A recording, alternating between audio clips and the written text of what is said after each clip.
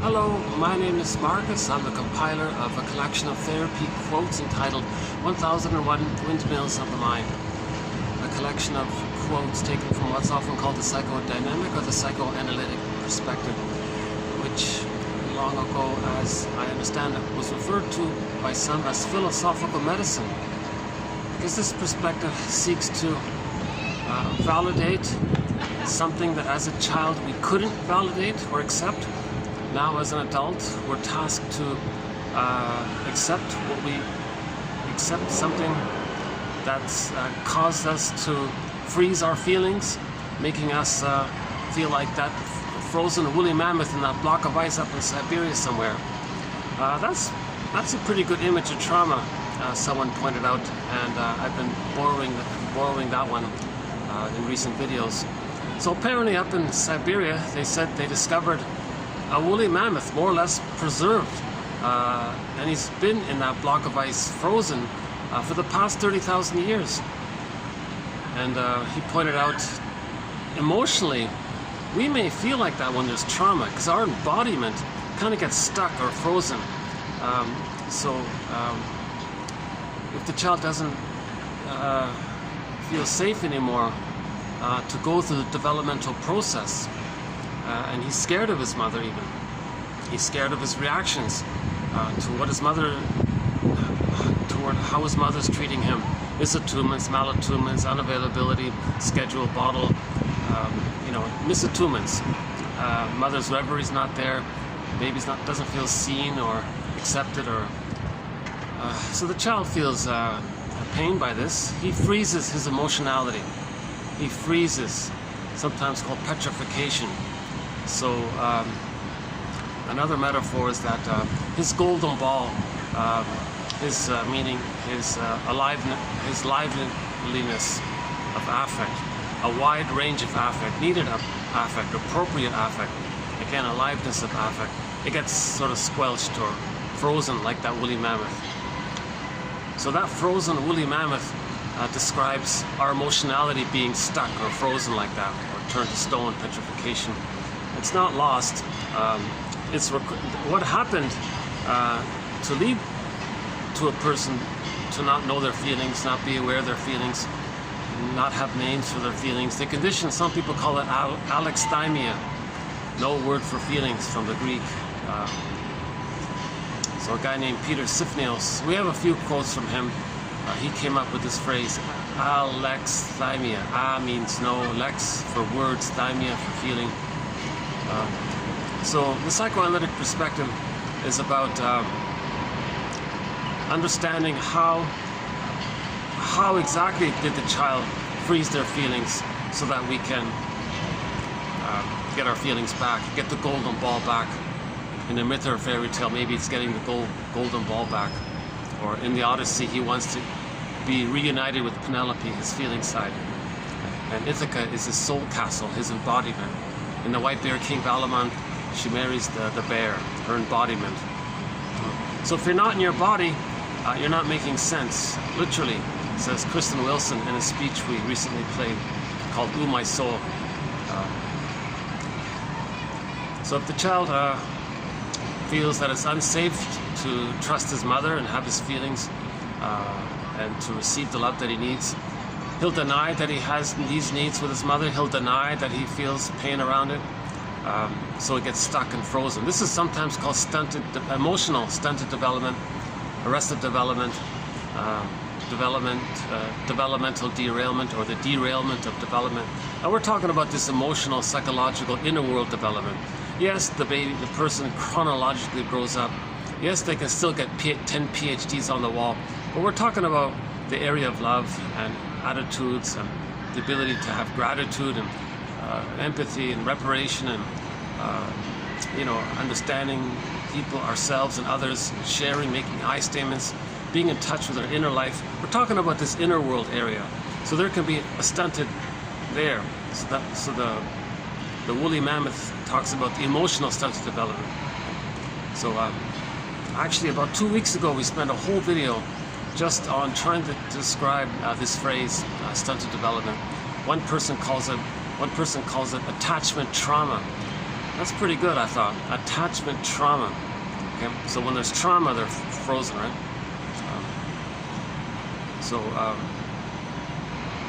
One image for this trauma is that the earth opens up and Miss Core gets pulled down into the underworld. So the underworld is a metaphor for the unconscious. Okay, so this is also called the non-reporting brain. So when the brain has memories, in the implicit memory system, the pre-verbal memory system, the pictorial memory system, it's timeless, things are exaggerated. It's another world, fairy tale type of world in there because of the pictures, symbols, condensation and displacement, like a dream world. Okay. So the image is, if the child has the experience where he can't know his wishes, he can't trust his mother, he can't have his feelings, and it gets zooped into the non-reporting brain. So that's that zooping down action into the non-reporting brain. You know, so it gets recorded in this pre-verbal system. You know. So the metaphor for this zooping down is that the earth opens up and Miss Core gets pulled down into the underworld. So the underworld is a metaphor for the non-reporting brain. Again, when the brain sends us information about ourselves, and we have it, that's our consciousness, our mind, our awareness, that's great. Now our brain would like to send us much more. When it can't, that's the non-reporting brain. So it's recorded in there. Now in the non-reporting brain, there's psychological imprints, there's deep mental templates, blueprints, schemas, scripts, stencils, working models, an architecture of the subconscious, an endopsychic structure of this inner life. Okay, it's based on the emotion, the intense emotionality of how the baby needing to record what happens so he can try to understand his environment. Okay, so the baby's first environment is the breast mother, not the full mother. Baby doesn't understand separation between himself and his mother. So the first, right? Yeah, so by the way, unfortunately my favorite nice spot is also unavailable today. So I'm back at this little smokers area. And there's a massive conference going on behind me, so you might get a few interruptions. So we'll see how it goes here. I'm not crazy doing it here. It's quite noisy. But let me just show you my little view here. So I'm in a very busy downtown. So there's the crow, our companion animals. Yeah, the crow is the keeper of psychological knowledge, spiritual knowledge. In some indigenous cultures, the crow is a revered animal. They're considered quite conscious. So I welcome. I love seeing the crow because it reminds me that there's some force or energy within each person that values and treasures the knowledge of psychology, spirituality, and so on. But yeah, it's a concrete jungle here. And this little green space here, this little mini park is very important. It's the only sort of green space around here.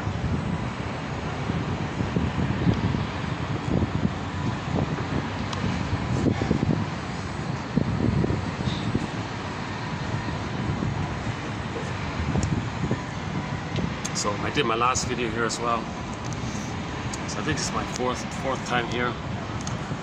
But geez, see, when I'm relaxed in a nice quiet spot, I can talk freely. I'm not interrupted. I think my delivery's a little better. But I want to do the best I can. Yeah, I'm inspired. Yeah, I didn't know this just before coming out to make this video.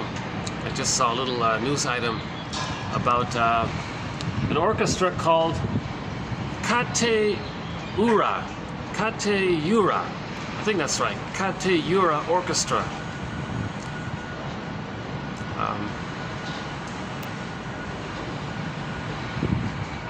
So at the end of this video, we'll have two quotes from members of this orchestra, this musical orchestra, a unique orchestra that has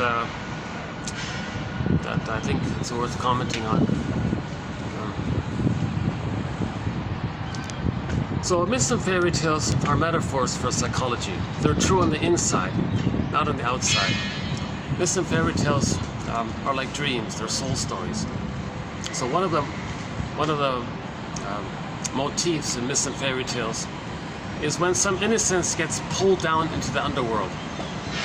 So in the myth of Demeter, Core, and Persephone, so the maiden Core was on the field, the earth opened up, she got pulled down into the underworld. Okay, that's a symbol for the psychology term jargon called repression. Something we can't accept gets zooped down into the non-reporting brain. In the Disney movie Inside Out, joy and sadness got zooped up into the non-reporting brain. In the Robert Bly's retelling of the story Iron John, the guy's dog got pulled down into the lake. I think it was missing. So in any story where the princess goes missing, in the sci-fi film called The Room, the guy's daughter was missing. She opened the door in this mysterious room and she was just missing, and the father had to run in and find her. So that image is that some pureness of our own gets lost, and we want to go back and get back the daughter. So at the end of the story, the daughter returned. Just like in the Disney film, joy and sadness came back to the console. In the myth, Persephone, in one version, Demeter went down into the underworld, found Miss Core herself. When Miss Core came back to the land, she became Persephone, the return of our soul. Now, all of these characters are just elements of one mind. It's a psychological phenomenon. They're not external stories. There's nothing true on the outside. They're just some kind of fantasized imaginings to approximate to describe some inner world taking place. And so another motif in myths and fairy tales is goddess and demon. That's the psychology of a maneuver of the mind called the splitting defense. The baby's poor little mind, he can't handle ambivalence. He can't manage the idea that the one he loves and the one who's supposed to love him is sometimes hurting him and shaming him. How does he figure that out? He can't manage that. He can't say, oh, mother's having a bad day, well, she means well. He can't figure that out. So to manage that anxiety, defense mechanisms deal with anxiety. The baby can't handle that anxiety. It's called persecutory anxiety. So the way to deal with that anxiety, he denies everything about the mother that he believes is hurting him, and only accepts anything positive about the mother. So he may sort of split it, in effect, creating two mothers and put them in two separate bins: good breast, bad breast. Again, the first mother is the breast mother. And one theory says he may think that the breast is just there to serve him. He doesn't understand that it's sort of out of him, it's separate from him. That takes place roughly at 4 to 5 months, when he can recognize me, not me, I, not I. That's called differentiation. He's different from the mother. The mother's different from him. Prior to that, it's fusion, symbiosis, merging, mother-infant dual unity. So he's just this whole oneness thing with the mother, not understanding that the mother's separate. And he may think that everything around him is just a part of him, serving him. He's the universe. He's the center of the universe. He doesn't understand identity yet. Right? He hasn't differentiated. Differentiation means identity. So he doesn't have his identity yet. Sorry if you see me distracted. There are these two jumbo advertising screens just flashing, buy these chicken wings or whatever it is. Problem is, I'm sort of limited in my views here with the lighting, so I'm kind of a little bit stuck. I guess I can sort of do it more this way. Okay, hold on. Let's try it this way.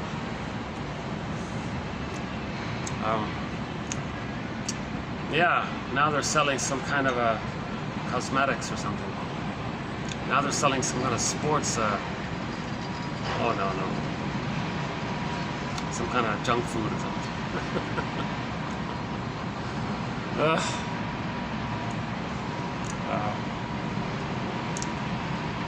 Okay, give me a minute to settle in here. I guess I'm having a little bit of an off day today, but I still want to persist in delivering these quotes. If my delivery isn't helpful, the quotes are posted below. If you click the more link or the see more link or the show link or the show more link or the little arrow there or whatever it is, you'll get all of the quotes for each video. So in each video we present roughly, I would say on average about 10 quotes. Usually there's one or two really strong ones, and the rest are also very helpful. Actually yesterday we had roughly 30 quotes. Actually yesterday was sort of a break day. I presented mostly self-help material, but 99% of the time it's more of the psychoanalytic material. So the baby has a need for trust, basic trust.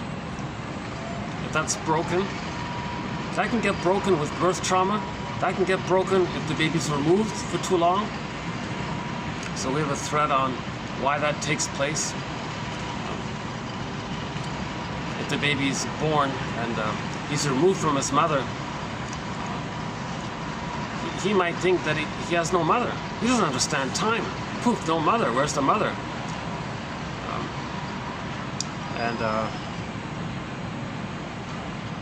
He may feel frozen inside by that. And then he can't accept the mother afterwards when the baby's returned to the mother. So he's kind of numb or something like that, disassociated or inwardly flat inside. He feels his vitality to some degree.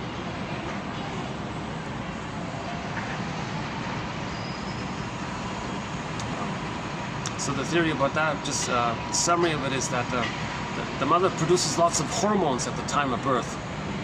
These hormones help the baby to latch on and start suckling with the baby. The baby starts suckling when he's born, thanks to the hormones. And that's important because that preserves the continuity of the flowful interaction with the mother. So in the womb, there was like a flow there. It was like music. You heard the heartbeat, and there was a flow between the rhythm of what's going on between him, the cord, the placenta, the mother, okay? The mother, placenta, cord, him, there was some kind of rhythm there. So it might even be a little musical, as someone said. So that music's meant to continue for the first 4 to 5 months. So the flow in the extended womb, the extended social womb, the extended interpersonal social womb, called the maternal holding environment, also called the stage of symbiosis, undifferentiation, merging, fusion, etc., mother-infant dual unity phase. Okay. The line is that the nerve endings in the breast link in with the nerve endings in the child. So as the child is suckling, the nerve endings inside the child link in with the nerve endings inside the mother. So there's like a line there between the two. This line is key. That line is similar in terms of emotional feelings as important in the womb. So it's as if the baby comes out of the womb. Mother says, well, hi baby, welcome to the world. I've got a line with you. Baby says, oh, hi mom, I've got a line with you too. We've got this line together.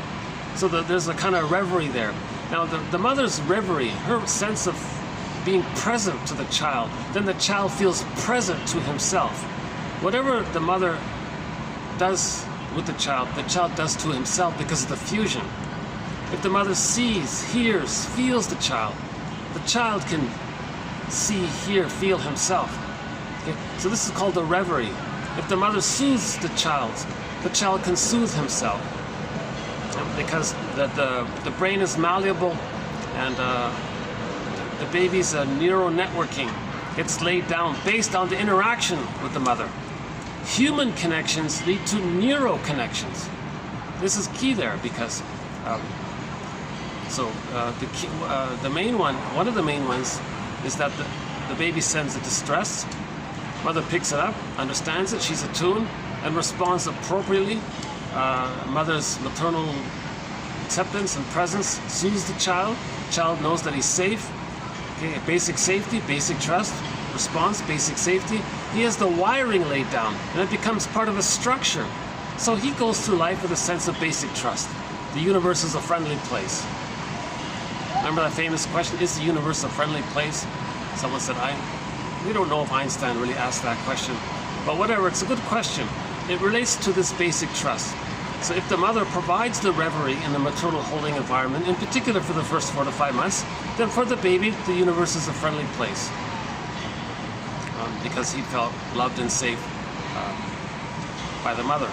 And he got the wiring laid down. Those wirings are part of his mind.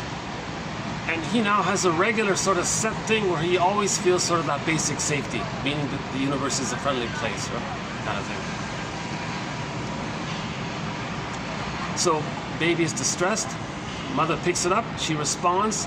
There's a complete cycle that takes place. Okay? From baby to mother, mother responds, mother gets it, she feels it, she understands it, she responds, baby is soothed by it. There's a kind of a cycle that takes place. Now if this has failed, whenever there's a failure with the mother, okay, that's called a strain trauma, relational trauma, interpersonal trauma, developmental trauma, attachment trauma, etc. Now whenever there's trauma, the system, the organism is going to replay symbolically in the present what happened in the past with the fantasy that it can change the past, undo the past, get the needed past, get the happy past, because the baby's in a state of timelessness. So he's in a sort of a, they call it infinite mourning. He's in his timeless pain and loss. So he's constantly going to replay the interaction with the mother, with others in the present, in some kind of symbolic form, like a staging thing, like an acting thing, like a theater thing, somehow cast people in the present into roles from the nursery and try to see if they can reenact, replay, restage what happened in the past, in the present, because there's this fantasy that since the emotionality stuck in the timeless past, that there is no future, or there's only this now, so they're just going to replay the now. So the now is always the past is always the now. So they're always just going to constantly restage and recast because they want to get the needed outcome, the proper outcome, the happy outcome. Okay, so it's now in the present. So this phenomena is called projective identification. So later on in life, the person will goad others now to feel what they're feeling, which they don't know that they're feeling. Okay? That's a reenactment. The baby managed to goad his mother into understanding what he was feeling. So he thought since the mother was him, then she's feeling what he's feeling. Okay? So by in the nursery, the baby thinks the mother's him. So if he goads the mother, which is him, to feel what he's feeling, because he's feeling, so the mother should feel it. But it's a magical thinking, he got the mother to feel it. Okay, so it's all blurred like that. Okay, so he created the mother to provide the response. Okay, because he creates everything. If that's failed, he's going to keep on retrying to do that with others. So later on, fast forward, he's in his later on interpersonal relationships. Anytime he feels some displeasure within, and he doesn't have the memory of knowing how to soothe himself or regulate his emotions or accept his emotions, he doesn't have that wiring laid down. That's the trauma. So he wants to reenact and replay it. So he'll do a thing called projective identification. He'll taunt, tease, goad, push their buttons, be passive aggressive, make himself difficult, try to induce, try to put some kind of pressure or pull on the person to get the other person. Okay, so the prototype is the breast. So in the unconscious, the other person is the breast now. Okay, so this is called the psychotic part of the personality, using the normal personality to do its bidding. Okay, so the psychotic part of the personality just sees everybody's symbolic breast in effect, if the trauma takes place that early on, right? So in projective identification, they want the other person to feel what the projector is feeling. The cycle can't complete.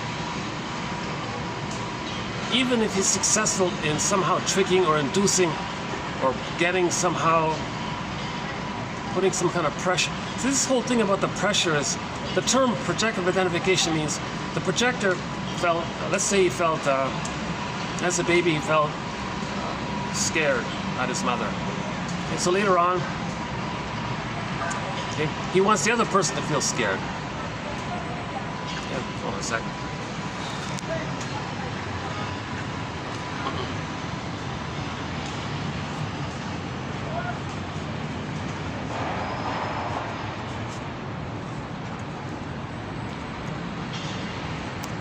So we're talking about projective identification. So just keep the original prototype, the original setup in mind. It all starts, the etiology of it all, the source of it, the so-called genetic place of it, the cause of it. Baby's nursing, distressed. Mother should be distressed. So if the baby's scared, mother should be scared. Now the mother picks it up, oh, baby's scared. Because she has the attunement, she has the line, she has that connection. Remember the line there? So she has the line. So she can be attuned to be able to understand the baby's signals. Mother goes, oh, baby's a little scared here. I can let me reassure with my big power, as a mother, I can reassure the baby he's safe. I'm here for you, stand by me, I'm here for you. Hey, oh, mother's there, everything's safe. He's soothed and the wiring gets laid down. Okay? So that if that's failed later on, okay, the reenactment of it is called projective identification. The projector is going to, who unconsciously feels scared at some point, wants to coax others to be scared. So he'll project his unconscious fear, whatever the emotion is. It can apply to any emotion. So let's just stick with fear for now. So he'll project, attribute, just assign his denied emotion onto the other, and just give them that identity, and says, oh, they're kind of scared, so he doesn't feel that he's scared. Now once so first he projects, that's the project part, then there's the identity part. Now that since he's given them the identity that they're scared through the projection part, then he's going to interact with that person with the belief that they're scared. By doing so, that puts a kind of pull on the person to kind of feel scared. So they may tell scary stories, or they want to induce them to be scared, or they'll say things that implies that they believe that they're scared, and they'll interact in a way to externalize. The projector wants to externalize, induce, coax, somehow get the other person to feel scared, because in the unconscious fantasy, that's the breast now. And the fantasy is that the person being the breast in the fantasy, that they're going to provide the soothing, and that they're still in the nursery and they can get the wiring laid down. It's ridiculous. No person in the present is the breast mother. No friend in the present can, pick it up and say, oh, I see my friend is trying to, I was feeling kind of calm, but I see he's trying to get me to feel scared. I see. So when he was in the nursery, the mother didn't soothe him when he was scared, and he's trying to communicate this, okay, by the reenactment. He's trying to have the fantasy that he can change the past. Well, let me help my friend here. What I'll do is I'll invent a time machine, and I'll invent some kind of morphing machine. I'll take myself and I'll get my friend. We'll go into the time machine. We'll travel back to the nursery. Friend says, I'll morph into his mother, the breast mother, but I'll do it right then. And he'll morph into the baby that he was. Now, me being the breast, and me now knowing what's going on, I'll soothe his fear and let him get the wiring laid down. When that's complete, we'll hop back in the time machine, come back into the present. I'll morph back into my friends. I'll be the friend again, and they'll be their chronological age again. And the person will feel, oh, it's okay, everything's okay. I can regulate my emotions myself. I have the memory of having been loved. I've got the wiring there. Oh, I'm okay. I don't need to induce my friend to be scared. That's nonsense. I want to just enjoy the present with my friend and not still treat the present as if I'm still in the past. So the friend can't do all this, right? Now, maybe the friend can say, hey, you're trying to get me to feel such and such. I'm wondering if you're feeling that, but you're not aware of it.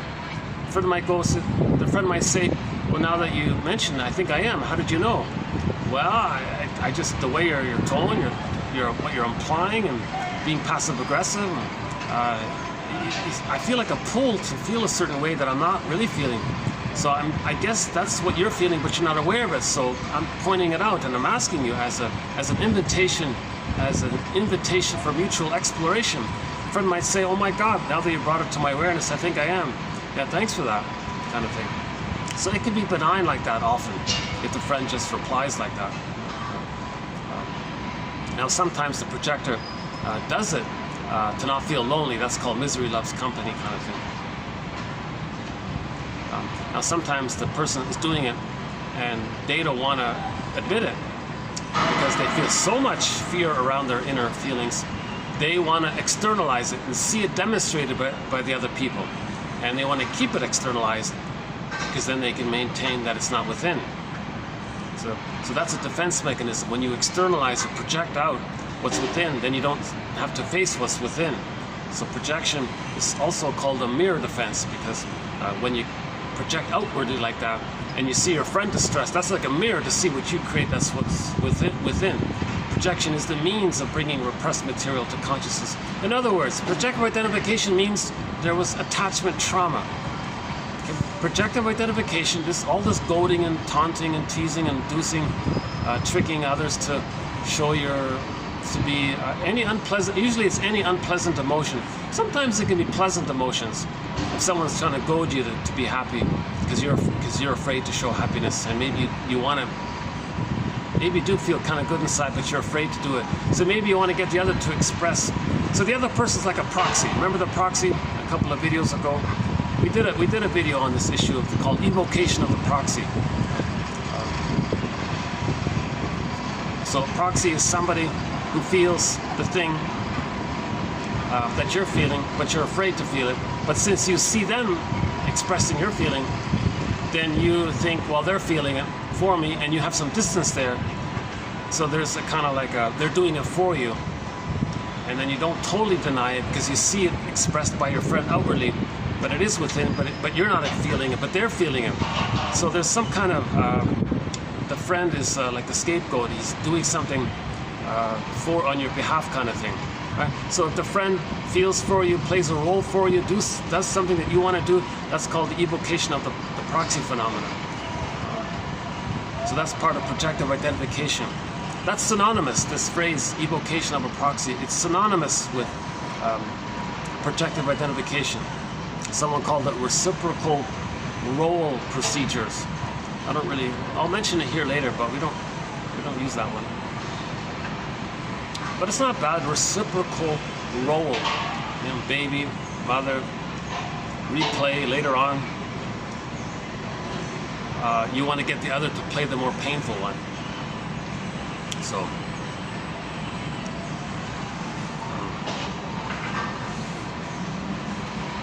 So projective identification is a sign. It's considered a very immature, infantile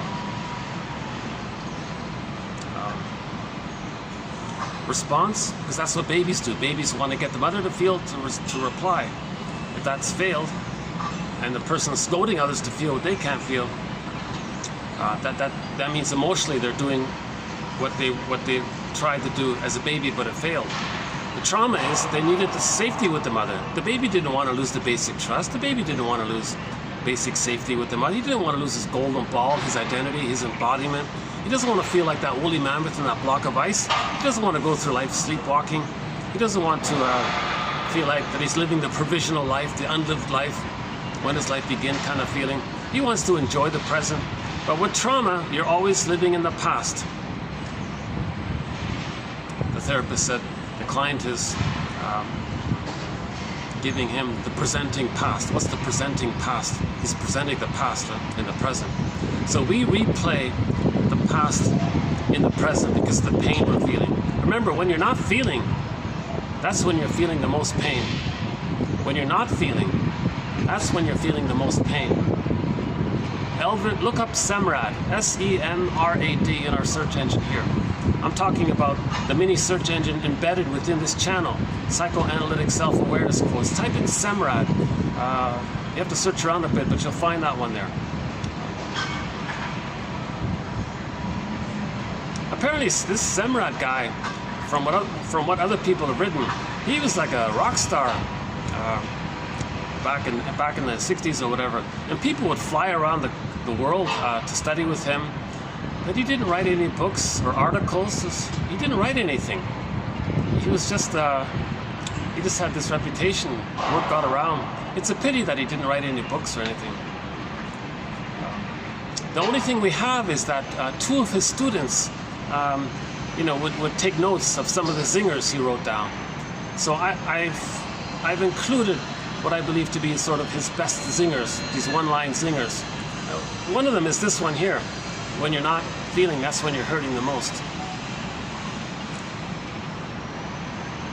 He also, we've got about a good, I would say, maybe 20 of his zingers in the book. Better yet, just get the whole book. Something about the heart of the therapist or something.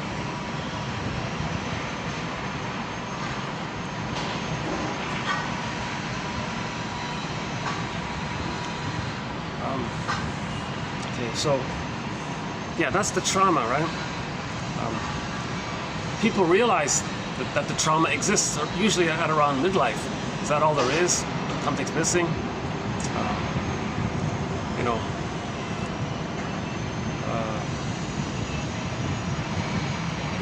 So that's one sign. That's one sign of attachment trauma, attachment failure. The greatest hurt of all, mother failed us. She didn't provide a secure attachment style. Okay, that's the attachment trauma. It's called an insecure attachment style. Yes, the baby finally attached somehow, but it's chaotic, it's maladaptive, it's dysfunctional, dissociative, reactive, avoidant, anxious, etc. It's not relaxed, it's not safe, it's chaotic, and the person is sort of stuck with it, and they go through life replaying the interaction that led to that, with the fantasy that they can change and get a secure attachment style. No time machines. Repetition compulsion doesn't work. Paul Libby-Russell, a very good place to start on this topic. TQ 2119, Paul Libby-Russell. It doesn't work. Repetition compulsion doesn't provide mastery, it doesn't provide pleasure, it doesn't work. Okay? So for example, the goading guy, projective identification. He can have 20 lifetimes, always taunting and teasing and harassing others to feel what he can't feel. It's not going to change what happened in the nursery. It doesn't work. But that behavior is a mirror for the person to know that he had trauma. It's a mirror for him to see that he didn't get the soothing response from the mother. Right? Then with that knowledge, now he can engage in the grief work process, okay, called The Truth Will Upset You Free. Okay? So that's part of the truth. The greatest hurt of all, mother failed. Now, we don't leave it at that. Okay? Bruce Springsteen, Independence Day, Toronto on YouTube. Listen to his introduction there. That's a good start, because we want to forgive the parents by seeing the two sides.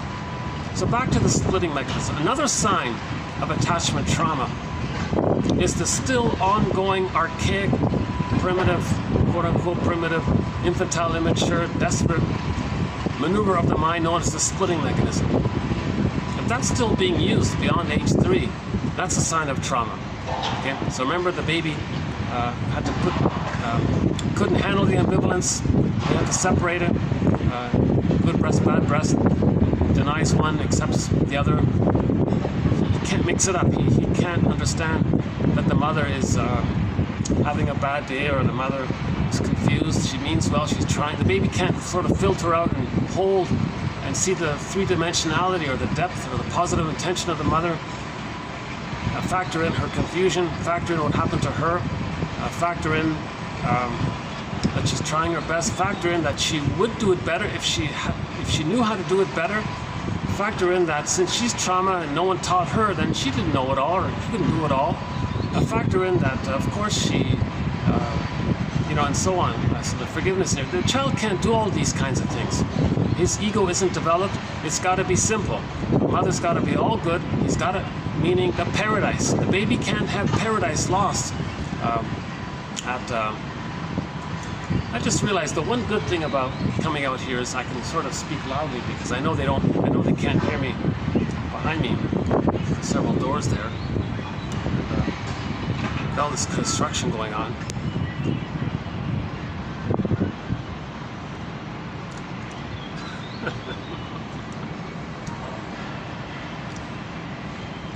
It's nice to see these. At the moment, it's not too clear, but sometimes there's really nice yellow flowers right on the top of the treetops. I can't really see it here. It looks just like leaves. No, that's not it.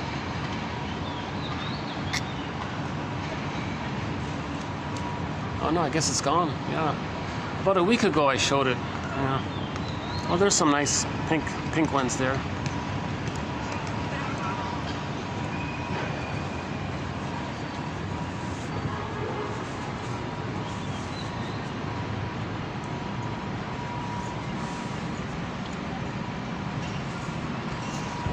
Maybe I can do some of this standing up here. Hold on a second. Oh, they're all just sitting there. Oh, they've got their spring rolls and Seattle. Oh, they've got the whole sort of like their snack buffet.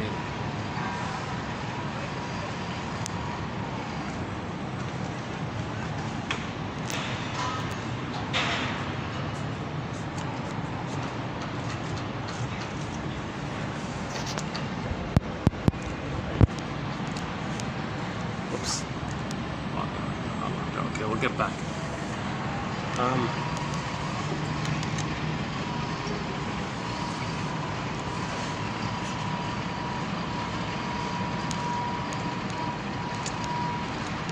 Yeah, I miscalculated with the timing. I thought they would have finished their lunch buffet there, but it's all set up still there. It's 2 o'clock there. It's been a struggle to find a place to do my videos, but I'm just reminded of that orchestra, the Catura, is that right? The Paraguay, from Paraguay. I'll talk about it at the end a little bit.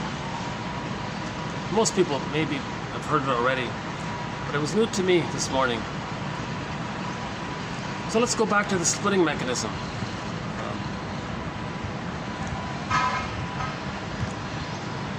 The baby may temporarily deny the reality that he has a shaming mother and just hallucinate a good mother. That's a trick to make him feel safe enough to take in the powder stuff, or he can feel safe enough to stay alive. So the baby was engaged in this trick of the mind, maneuver of the mind, mechanism of the mind, operation of the mind, known as a defense mechanism. Again, all defense mechanisms deal with psychic pain, emotional pain, inner anxiety, inner pain. So to not feel that pain, they deny it. Him related to the painful mother, hallucinate a goddess mother.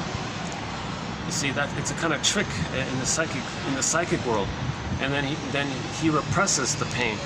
Now, what is the pain? What pain is he repressing? He's repressing the shame and the rage he feels at the misattunement by the mother. If the mother doesn't meet the baby's needs, it's pretty obvious. Anger is an expression of unmet needs. If the baby's needs are not getting met, he's going to be angry by it. Okay. So angry is a response to when the mother sort of messes up, kind of thing. Anger is an expression, is a symptomatic response that the needs aren't getting met. So we're careful for the baby, right? So the baby feels rage and shame by this. He can't feel it. Another defense mechanism called projection, just basic projection.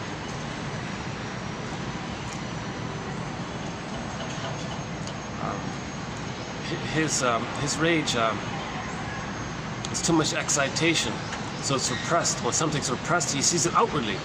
Then he says the mother's enraged. Now, the baby had a need. He tried again and again. Mother didn't understand, misattuned. He got angrier and angrier. Finally, he reached a fantasy. The baby got a fantasy that he could control the breast, bite the breast, take in the breast, devour the breast even. So the baby had this wild, desperate fantasy to angrily possess and take in the breast. So that's projected onto the mother, and the baby says, no, the mother's this enraged entity who wants to bite and devour and take him in. So the baby creates an image of his mother as a devouring monster that wants to eat him. Okay, so that's what the Cyclops image is for. The Cyclops who's eating the people. Also with the Lestagonians. In a myth or a fairy tale, any kind of scary creature, the guy with the horns, any kind of monster, frightening, so the witch won't eat me, Hansel and Gretel, the witch wants to eat the children. This is just a picture, a symbol, a metaphor to describe the painting the baby drew of his feelings and needs. So the baby's like a little Picasso. Just imagine a baby as an artist. On the canvas, he draws a circle. That's the breast, let's say. The baby says to himself, well, I can't feel the pain. Let's externalize it. Let's create this entity, this thing that's enraged. Now the baby has this. The baby wants to bite, so he's very enraged. So now, paint on the image that is dangerous and threatening. Now paint on the image that it wants to devour, to reflect how the baby greedily wanted to take in.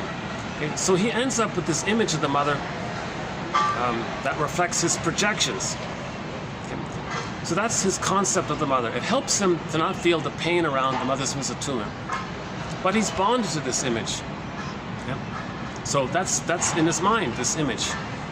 He has an image of the mother that's unrealistic. It's paranoidish-like because the mother doesn't want to hurt him and eat him. Okay, so that's called the paranoid part of Melanie Klein's theory, called the paranoid schizoid mode of experiencing, the paranoid schizoid mode of operating, called the position, the paranoid schizoid position. Okay, so all babies start off, the theory is, with this position. Okay? So the paranoid part means the baby's own rage to take in, the rage and his wish to take in. He puts it onto the image of the mother and says, oh, the mother is so enraged and wants to take me in. Well, that's paranoidish-like. Right? So that's where that comes from. Now the splitting issue, that's the schizoid part. It's unreal. The mother isn't a goddess or demon, she's a human. Okay, that's the schizoid part. Okay, now the splitting, goddess and demon. So, okay, back to the splitting. If the baby thinks the mother is a monster that wants to eat him, how does he just feed safely? How does he just take in the powder stuff? Well, maybe there's the trick. He's going to hallucinate a goddess, a loving, safe, pure, like an oasis mother. Right? So it's similar to, I think, the thirsty guy in the desert. Okay? He's feeling the scorching pain of the heat. He wants to survive. His mind makes him hallucinate an oasis. Well, the baby's feeling the scorching pain. So he hallucinates a goddess. So while he's nursing, he thinks he's nursing to a wonderful goddess breast, ideal breast, this perfect, loving breast. And that takes his mind off the pain and all of his attention onto the fantasy and selective disattention onto the reality called repression or denial. And that's how he tricks himself. That's called the splitting mechanism. He denies what's with the truth that's within and projects this and attaches to this hallucinated, all good one. So that's the splitting mechanism. So that related adjectives for this is idealization, devaluation. The good breast is idealized, the bad breast is greatly devalued. Now if that's stuck, if a person's stuck there, they go through life with the general tendency to see things in this simplistic either or way. Something's got to be all amazing or all worthless, or if it's not perfect, forget it. They kind of go through this goddess and they see the world in goddess and demon ways. But one author puts it very simply. He says, think of it this way. The more the baby's traumatized, the more he's going to see the outer world as good breast, bad breast.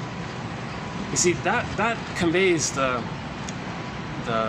how splitting helps to deal with anxiety. You just keep it very simple like that. 2 bins, good or bad. He doesn't got to accept anything. He just makes it up. Something's good, denies that it's okay.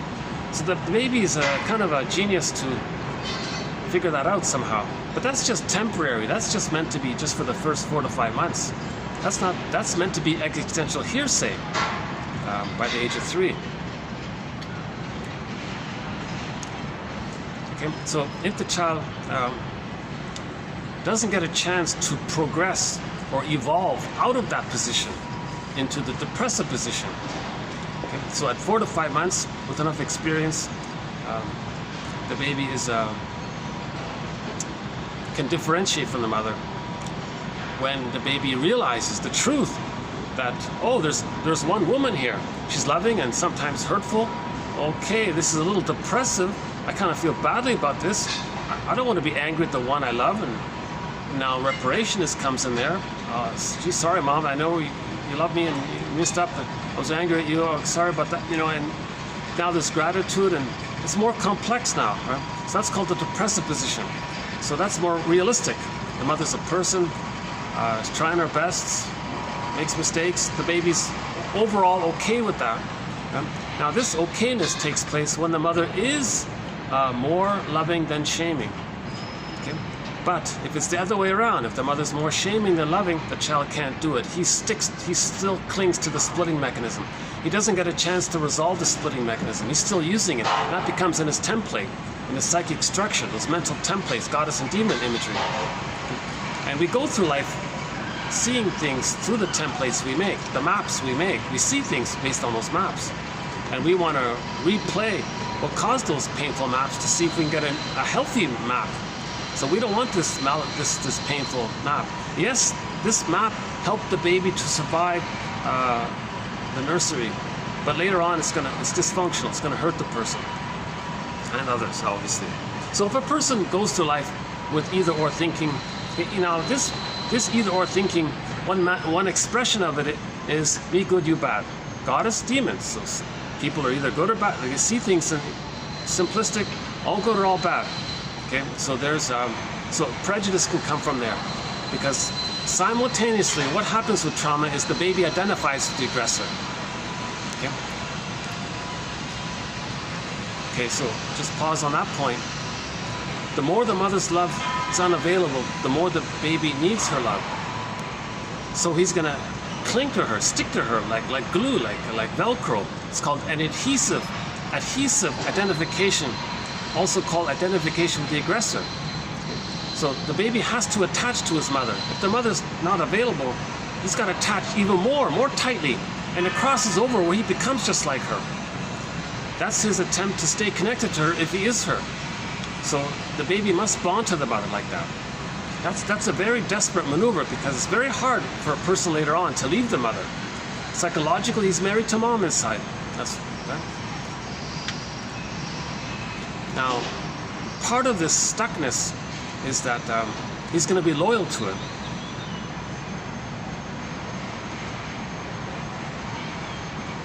He's going to continue to be loyal to the stuckness, because he still thinks it's his job to save the mother,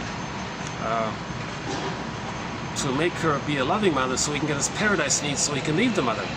So another thread, backtrack even further. The baby thinks that everything is about him. When he's born, the baby can't have paradise lost. So he wants to fix the mother, cure the mother, make her a good mother, so he can get his paradise. He thinks he's the universe. But he can't have paradise lost at birth. So he wants to fix everything that's around him. So in other words, fix the mother. He couldn't do it, he thinks he's flawed. He identifies with the aggressor to still have the chance to maintain the fantasy that one day he can fix her, save her, make her be a loving mother, change her into being a mother who can provide the reverie and the soothing and the maternal holding environment, so that he can feel safe enough to then leave the mother, know himself. So he's going to be loyal to the mother. So he'll maintain this ongoing effort to try to save the mother by sticking close to her so much. Okay, he's going to act like her now. Now, the deal he makes with the mother is that he's not going to express his real feelings to the mother, because the mother doesn't like that. So the deal is he'll go through life not expressing his true feelings towards the mother. So his dysfunction is to not be happy, not leave the mother. That's being loyal to the mother. Now, at the same time, because he's identified with the aggressor, that's a trauma. When there's trauma, we replay, reenact what happened. So what happened? Mother shamed him, he identifies with the aggressor. Now, fast forward, he's going to replay that. He'll find some non-threatening substitute others, however it is that they're safe. Okay? And they have this urgent feeling, oh, there's a chance to reenact what happened to me. So he'll see his wounded innocence onto the non-threatening substitute other, and then reenact what happened to him. So he'll be devaluing a negative towards those innocent others to reenact how the mother was devaluing a negative towards him in the nursery. Okay? So again, when there's trauma, we repeat with the fantasy that we can change the past, undo the past, get the needed past. So there's a lot. Okay? I hope some of these ideas are, I hope I've been good enough in keeping the lines going. Because there's several little threads going on.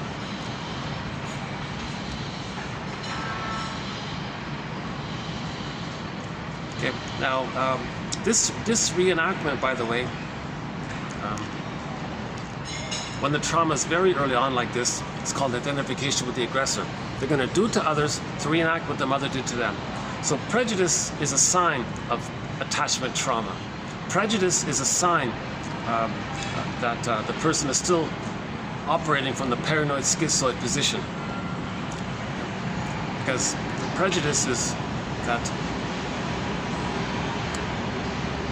the mother was seen as all good. They identify with the all good fantasy image and think they're all good. They felt all bad, which they don't accept. They see it onto others and say others are no good. So that's prejudice. You find innocent others and say they're no good. Now, when people say you're no good, they're talking about their wounded innocence seen onto others. So we see this when people say they hate vulnerability, they hate feelings, they hate flowers, they hate rom-coms, or they hate any kind of reflection about healing, or they hate anything to do with feelings and needs, these kinds of things. They're girly, grow up, be tough, right? So all of this is kind of squelched. When this is squelched, they identify with the squelcher, and then become the squelcher of others' innocence, to replay how the mother squelched their innocence, kind of thing. So prejudice, of course, comes from this phenomena, because often with prejudice you'll find a non-threatening substitute other.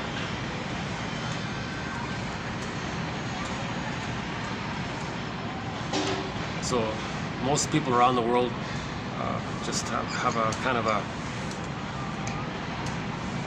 are victims of the plunder system, so they're wounded, so they're safe, you think. And now another facet to another element to this is that when the person reenacts what happened to them, they're reminded of what happened to them. So mother shamed the baby. Baby identifies with the aggressor. Later on, he shames others to reenact how the mother shamed him. When he does that, he's reminded of what the mother did to him. Now he's feeling badly, it's coming up. Again, Paul Levi-Russell says, we repeat because we're looking for feelings. So when he repeats it, he's actually trying to get some of his feelings. But if he still has this false belief that it's his job to save the mother, then to account for why he's feeling badly, he doesn't say, oh, does this mean my mother hurt me when I was a baby? Is this what's coming up? Because I acted like her and I'm reminded of what she did to me? And if he doesn't make that kind of link like that, to account for why he's now feeling badly after just hurting the other person, hocus pocus, double focus, because of the fusion, he'll say that the victim is the aggressor. He can flip it around like that because of the fusion. Self and other are blurred, it's fused, so it turns around easily. So he's the aggressor, hurts the victim, and then now he feels badly, so he feels like the victim from the nursery, but he doesn't make the connection that is towards the mother. He just says that he's feeling bad now because the scary image that he painted, he puts that fantasy image of the mind, he puts it onto the innocent other, and then says, oh, they're threatening, and then he makes it up. He's got to make it up to be loyal to the mother. He'll delude himself into his own lie. He won't listen to reason because he's still so deeply loyal to the shaming mother, because he's still deeply trying to change his mother, to make his mother be a loving mother, so that she can do it right, give what the person needed in the nursery, so that he can feel safe with her, loved with her, to feel safe enough to have the kind of they call it the internal interject, the holding interject, or the internalized good object, that they call it object constancy, this constant memory of mother being loving. He has it within him, then he has the grounding to, okay, I can separate from the mother and have my identity. So he's still looking for that. So his dysfunction, his prejudice, all represent the paranoid schizoid mode of experiencing, and plus they represent the loyalty to the mother with the fantasy that they can still one day change her, and because he still thinks grandiosity, it's all about him, he's got to change her, fix her. Okay, reality check, no, it's not the baby's job to fix the mother, heal the mother, correct the mother.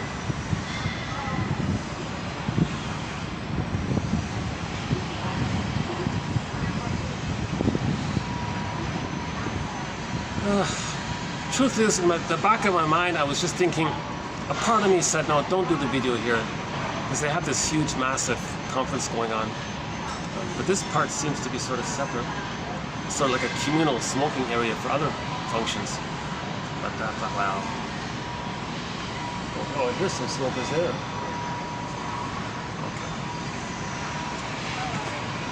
See, they still have children. See, it's a whole day thing. Jeez. See, I shouldn't have done it here. Well, they're taking a break now, huh? All right, let's keep going. Okay.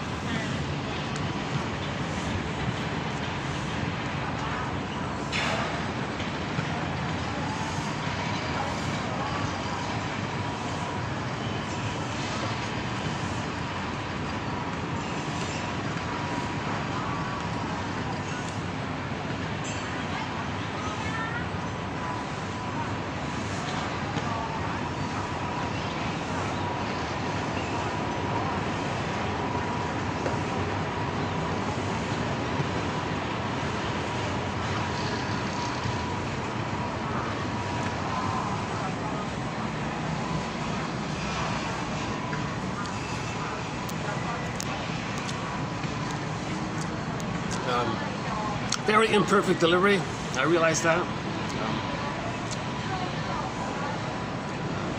Back to Semrad, he said that therapy never takes place if the therapist is more anxious than the client. That's one of his zingers there. I recommend Semrad's little zingers about therapy zingers. They're pretty good. That's another one there.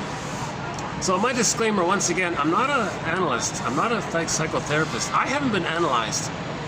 I haven't had the experience of being analyzed. So I wish I could, oh my God. You know? So just, yeah, so once again, I'm not a nutritionist, I'm not a doula, I'm not a midwife, a social worker. I have a humble BA, and I'm trying to learn this material. A good place to start in learning psychoanalysis, I believe, is that comic psychoanalysis. Exactly 3 years ago, almost to the day, 3 years ago, that comic got digitized. So it's now available on your iPhone. Darkhorsepublishing.com, type in psychoanalysis in their search engine.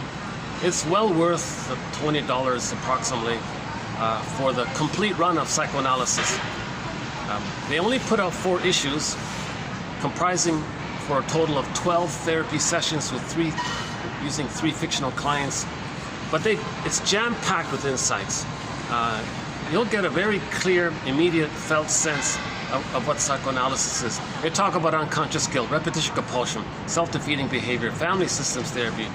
The toxic masculinity guy there, Don Juan guy there, and eating, the overeating is part of that. A dream interpretation is in there. Separation anxiety is in there.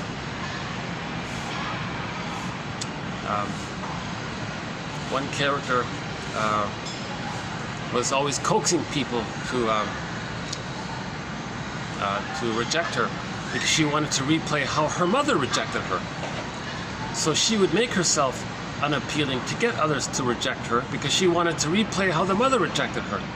Okay, so again, repetition compulsion is part of that common psychoanalysis. That's an excellent introduction to it.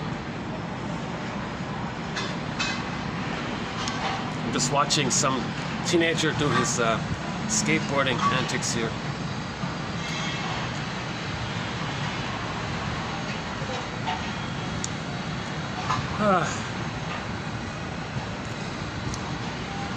Last summer I was able to do 17 videos on the shoreline. I had blue jay, I had a heron and the shore there. I had the sand and the rock and the seaweed. So we did some very good videos last summer.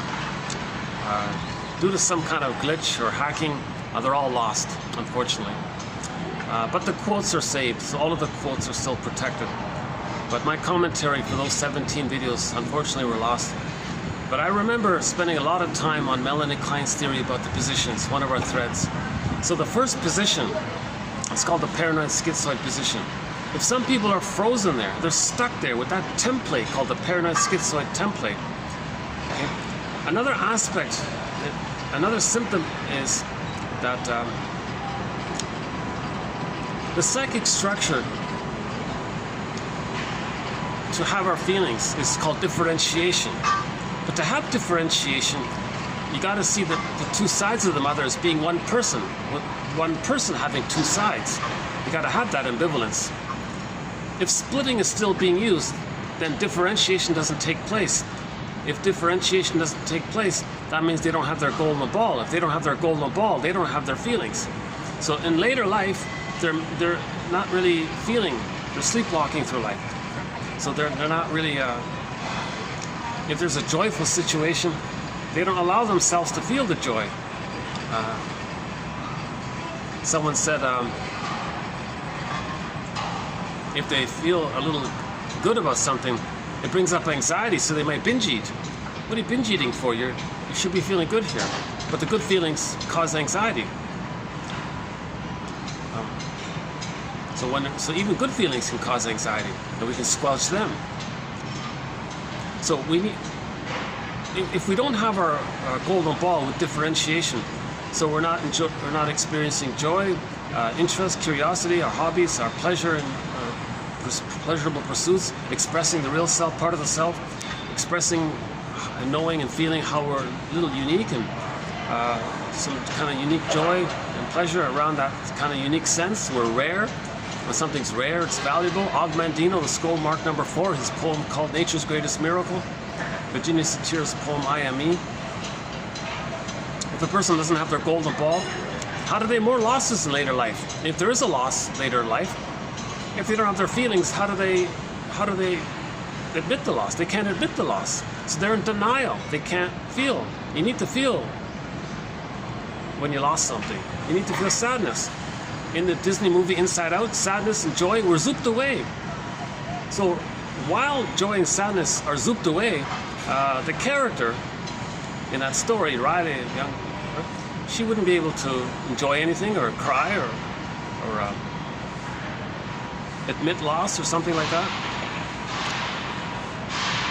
We need our feelings to more, right? So if our golden ball is still in the non-reporting brain, it's still in the underworld, in the unconscious, or Robert Bly's metaphor, the bag, it's sort of in a shadow bag, lost in the forest or something. And if there is a loss at midlife or in life, it's complicated grief, aggravated grief, the derailment of the grief process, chronic sorrow, because the person can't accept the loss. Because to accept the loss, you need the feelings. But if you don't have your feelings, how do you accept the loss? So they're going to deny it. There's no loss. No loss. Okay, so when people are in huge denial about a loss, and they act like nothing happened, okay, there can be what's called delayed onset of grief. Later on, it'll kick in when they feel safe. So later on, when they feel safe, then the feelings come up.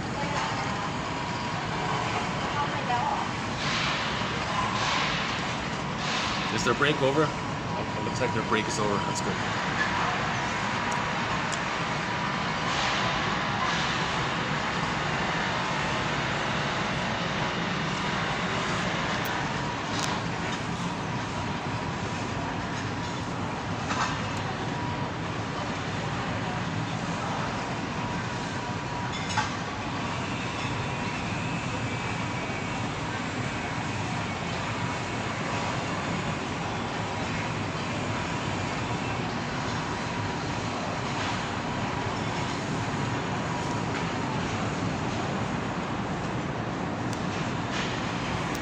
So that's another sign or a symptom of a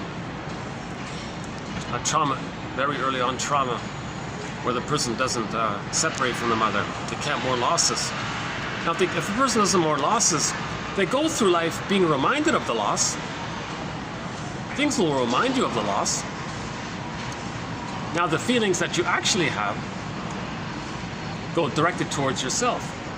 Because you look at the template, self and other. So put a dash between the letters M and O in the word mother. So the other significant person in your life, the emotionality is intrapsychic. So you go inward. You look at the template. Well, other, mother, self, blurred, one. To accept the loss of the other would be like accepting the loss of the mother, but the mother's them. They can't do it. Complicated grief. Now, the feelings they do have around the loss of the other, they're going to direct it themselves now. That's called melancholia. Now, that's painful. To mask over the melancholia, we have what's called the manic defenses. One of the manic defenses is denial, of course. Controlling behavior might be there because you don't want to experience loss. You're controlling. Now, if there is a loss, then there's contempt, sour grapes. It didn't need you anyways. These kinds of things. So, a lot of pain going on, right? A lot of emotional pain going on with trauma. Oh, there are the crows. I don't know if you can see them, but they're sort of flapping around down there. No. Oh, there they go.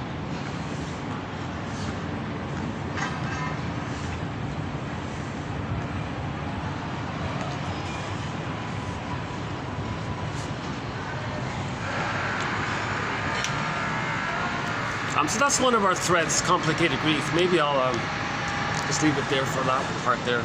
So one of our threads is on complicated grief. And the solution, of course, is to forgive the parents, resolve, splitting, differentiate. It's called the working through process. As you're feeling, then you're differentiating. But in order to feel, you need the narrative truth. The narrative truth. Mother failed. Didn't provide a secure attachment style. And now, part of the emotionality is noted in the Disney movie Inside Out. When joy and sadness came back to the console, when the soul returned to the person's, when the soul returned, right, to the person. In order for joy and sadness, the golden ball to come back to the console, the emotional experiencing of the person, the psychological self, the emotional self, I feel, therefore I am, their embodiment. In order for all that to come back, interesting phenomena at the end. Who helped joy and sadness to come back? It was anger and disgust. But disgust at the end of the film represented shame. During most of the film, it was distaste and dissmell, the physiology. But I think my theory is at the very end, they flipped it over to the shame. So when we feel the shame and the rage at the loss of joy and sadness, when we feel the shame and the rage, joy and sadness come back. Now you gotta feel safe with somebody to get those big feelings, those early feelings to come up then you get your golden ball back. Underappreciated point. I don't think anybody's mentioned that. So again, that Disney movie Inside Out, it's very helpful because it vividly shows trauma. So joy and sadness represents our soul, our psychological self, our feeling self, our ontological self, our embodiment. That gets lost. At the console, the ego, what's left, it's just the amygdala. The operating console of the person is just the amygdala. Fear, anger, mainly fear and anger, the amygdala. Fight, flight, impulsive, reactive, all good, prejudice. It's the paranoid, schizoid mode of experiencing. Either or, quick to anger, impulsive, just hyperreactive, always hypervigilant, hyperreactive. Now there's some of the very crude beliefs come from there. You know, my envy, my greed, your greed. All this either or thing, right? Either be, these kinds of very simple, just from the amygdala. So the more human side of being human got lost with joy and sadness. We want to get back our more human side of being human onto the console, because that's our natural state. So that's a symptom of trauma. So anyone who's always hypervigilant, toxic masculinity. By the way, this phrase toxic masculinity, it's not just about men. Women can be just as toxically masculine as men. It's nothing to do with that. The wounded feminine principle underlies the distorted masculine principle outwardly in both in any person.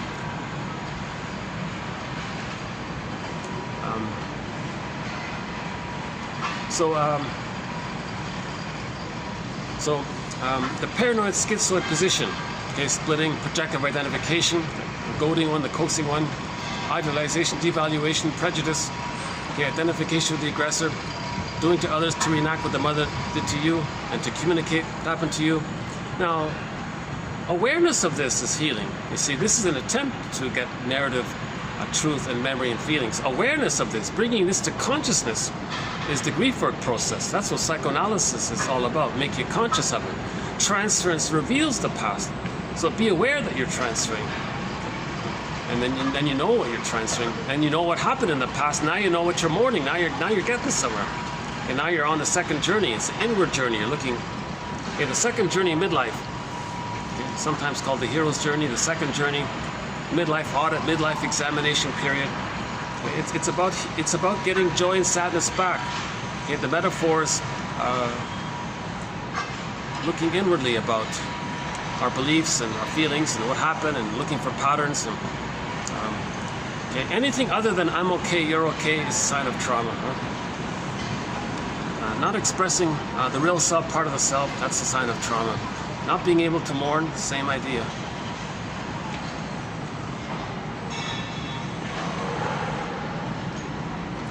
So another metaphor is the Phantom of the Opera story. The opera singer went into the basement. The basement, I believe, is others as well. That it's a symbol for the unconscious, this under part, the underworld, the basement. Okay, that scary dude is a fantasized personification of her own disowned traits. So that character is the singer's double self. So she befriended the double, accepted what she saw about herself. When she came back on stage, she had more of herself, because a lot of the self is got back herself, more self-esteem, she was a better singer. So a lot of the self gets put in that bag, in the non-reporting brain. So again, Robert Bly's metaphor might be the best one. He says by the age of 5, so much of who we are, our true self, our golden ball, our embodiment, our developmental path, who we're meant to be, who we would be if we're loved, a lot of this gets put into a bag, and we drag it behind us all of our lives, and then we spend the rest of our lives trying to get it back, you know. So that's the journey to relink and reconnect with ourselves. We're in there, and us in there is looking for home, which is us. So we're looking, us in there is looking for us, the home, and us here is looking for us there. So we're looking for ourselves. So we're looking for a reconnection with ourselves. We're looking for ourselves, put it that way. So the motif of the double is very helpful. All of our own disowned traits and qualities. If we, in some kind of metaphysical imagining, if we were to create a character that embodies and represents all of our own disowned traits, that's the double character. That's us. We want to befriend the double self, the secret self, the second self, the shadow soul. It's the one who walks with me, who's not like me, who is me. Someone's living my life and I know nothing about him.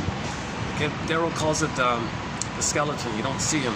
And you want to welcome this double self, this secret self, this skeleton self, this invisible self, this mysterious other character that's you. Dialogue with him. Treat him as an honored guest and who had a right to be, who has a right to be. Bergler sometimes calls it the puppet master because it's so powerful in there. It's called unconscious motivation.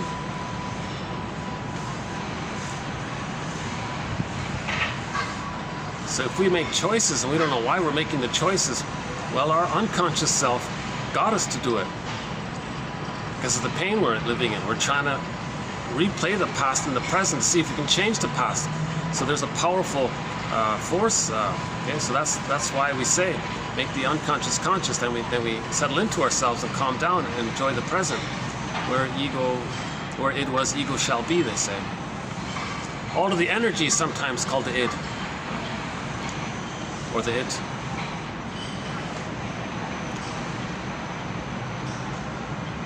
Now this it character. This id character, or this double self, or second self, or the Phantom of the Opera character, or whoever, whatever kind of each person can create some kind of. It can have a trickster-like quality sometimes. Sometimes it's referred to as the trickster character. It's trying to make us conscious, so it's going to get us. It's going to get us to replay symbolically in the present for us to see what happened in the past. You see. One summary of it comes from that film. Some film called The Greenberg. The therapist said to the guy, quote, "You have trouble living in the present, so you dwell in the past because you never really lived it. With trauma, the baby doesn't really live it. He's frozen. He didn't live it. He's stuck. He didn't complete it. He didn't process it. He couldn't live it. He couldn't feel it, know it, accept it. He's frozen there. So he has trouble living in the present.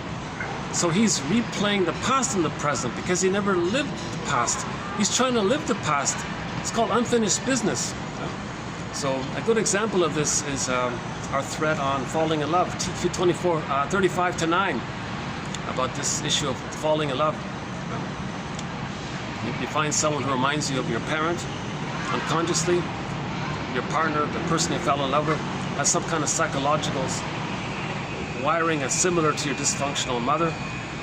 So you're reminded of being back with the mother prior to the trauma. So there's the symbiosis. That's the falling in love part. Now, since you're back there, you're very excited. Number one, you got the bliss, the oceanic feeling, the oceanic oneness. Again, the baby in the womb feels oceanic bliss, oceanic oneness, the unico mystica. Okay. And the baby needs a paradise, Garden of Eden, etc. The baby needs that for the first 4 to 5 months. So that's unresolved. So you fall in love, you get back to that, okay, but it's incomplete. Now you want to get it complete. Now the fantasy is that your partner in the present, unconsciously, the psychotic part of the mind thinks that's your mother again. Okay? Or we could say that the partner is an emotional reincarnation of your mother. Now cognitively, you know the partner is not your mother, but emotionally, emotionally, the puppet master is going to get you to relate to your partner as if that's your mother still, because of the unfinished business. Okay, so the fantasy is that your partner is going to be the needed good parent that should have been there, and the puppet master wants to get the person to try to see if they can make that happen. That's best encapsulated with that play title, "I love you, you're perfect, now change." Okay, so the "I love you, you're perfect." Oh, you remind me of the mother, so that's why. First of all, it's transference love. It's not real love. Okay, you transfer the need for love, the attachment, and they fit it, so they're perfect. Now you want them to change, so you want the partner to be the good partner, the good parent that should have been there. And the fantasy is that since your partner is now your mother back then, now you believe that your reincarnated parent, seen now operating in the proxy of the partner, wants to change her ways. Your mother, partner, wants to change their ways to provide the needs that you needed to resume development, have your golden ball, to know yourself, to not sleepwalk through life, to not be frozen, to feel and enjoy and have the gifts and the capacities of the real self. So you have a real hope for this second chance at development. You see? So there's a lot of pressure on the partner because they're doing the same thing. Okay? So they're saying you change. So they're each saying you change. If they get married, let's say, or they're together, that's couples in collusion. These are cat and dog marriages. They're both competing to see whose childhood they're going to recreate. They both have exaggerated fears of rejection and abandonment. So the one who feels that they're going to be abandoned, they're the pursuer. The other one feels impinged upon. They're the cat. They're the distancer. And it can go back and forth like that. I think one good example, I think, was that comedy film, The Amazing Mr. Williams, a black and white comedy film, where she was chasing him the whole time. Finally, at the end of the movie, it flipped. He was chasing her. She became the cat.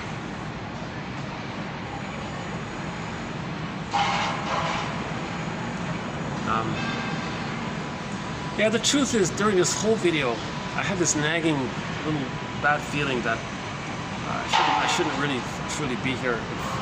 Although this is sort of a public domain area, but see, all these people are using this area. But they can use all this. Like, I'm not blocking this area, right? They can use any of this. This is the smokers part, right? So I don't need to feel that guilty, right? Okay. See, I still have unresolved unconscious guilt. I gotta save a mother unconsciously. So I want to save people, make people happy. So there can be a blurring of, normal goodwill and childlike wish to please the mother. Sometimes you gotta sort it out.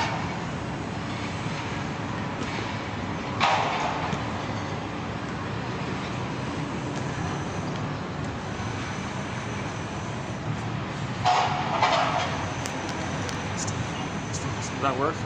I do this. My lighting options are kind of limited. I'm sort of stuck with this. People right there. Okay.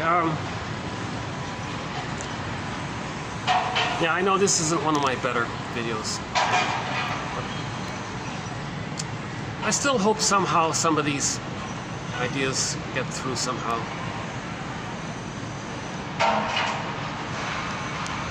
So we want to move from the paranoid schizoid mode, okay, splitting, projective identification, this either or, idealization, devaluation.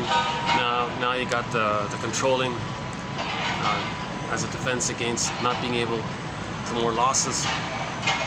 Okay, the melancholies underneath it, the manic defenses. Related to the paranoid schizoid mode of experiencing is the granvy. The main emotions: hate, greed, envy, granvy, spite, vindictiveness, schadenfreude, ingratitude. Okay, the grandiosity, chasing the phantom glory image, the idealized self-image that the person once had when they thought they were little gods, still chasing that. That's the narcissism. Entitlement is there. The expectation that others should handle their waste and still love them. Okay, so the prototype is in the womb. The placenta metabolized all the waste the baby sent, and the placenta sent down all the goodness that the baby needed. Okay, in the nursing, first 4 to 5 months, similar sort of phenomena. The baby can send his distress and get love in return. Okay, he can have his cake and eat it too. He can express his hate and receive love in return. That's frozen there. He'll go through life with that attitude. Well, everyone should handle my distress and provide unlimited love in return. Repetition compulsion. That's a mirror to know that it didn't happen. When it didn't happen, they're going to replay it. Okay, so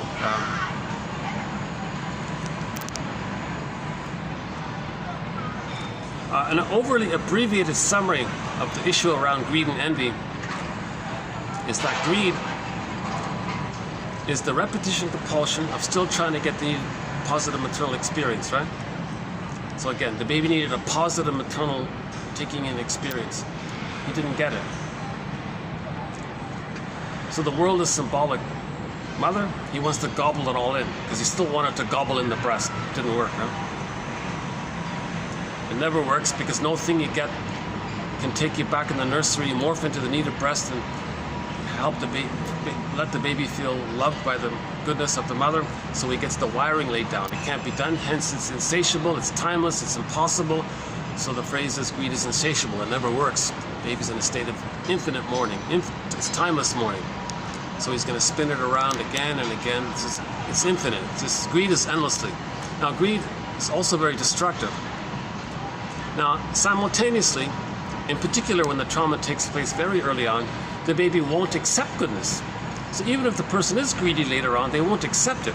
Yes, they get a momentary blip of serotonin. This little blip, because when you get something, you feel safe for the moment, you get a blip of serotonin. So you trick your brain for the moment to feel safer, so you get a blip of serotonin. But it's not the stable set serotonin from the holding interjector, the internalized good object, the wiring. It's not from the template. No thing in the present can give you the template that you needed from childhood, that was meant to be there from childhood.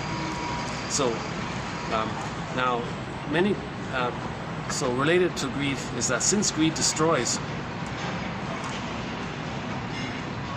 the underlying envy wants to see goodness damaged. So greed is this automatic, organic, false attempt to still get in the needed goodness. But underlying it is the envy, hatred of the good. So the baby can't tell the difference between the breast and his experience of the breast. Maybe one ballpark approximation is somebody goes to a place, has a bad experience, and then generalizes the whole place is like that. Maybe the baby does maybe something similar to that, right? Baby has an experience, the breast has a bad experience, then he hates the breast. Okay. So now he hates goodness. So envy is hatred of the goodness. So in later life he doesn't want to see goodness, be reminded of goodness. Now he notices that greed is destructive. When things outwardly symbolic, when things which are good outwardly are destroyed, then that removes the source of envious feelings. That means he's not going to be reminded of goodness. So he's not going to be triggered of how he felt around how he once needed goodness. So envy is hatred of good because of that. Now greed does damage. So he allows the greed because the driver is the envy. So greed is the Trojan horse for the envy. And 3 months ago, some multi-billionaire went on camera, and just before his passing, or I don't know if he's around or not, whatever, never mind. I think he wanted to look good, or it's called narcissistic gift. He wants to make himself look good, to feel important. So he threw humanity a crumb. He explained the short selling, the plunder system, the short selling. He said, look, the world is driven by envy, not greed. Those were his actual words. The world is not driven by greed. Greed is just this tool or whatever. Greed is just this mechanism or something. But the driver of this mechanism, the engine of this machinery, is the envy. The world is driven by envy. Okay? Why does a 99-year-old multi-billionaire or whatever still want more stuff for him? He doesn't need the stuff. He can't enjoy the stuff.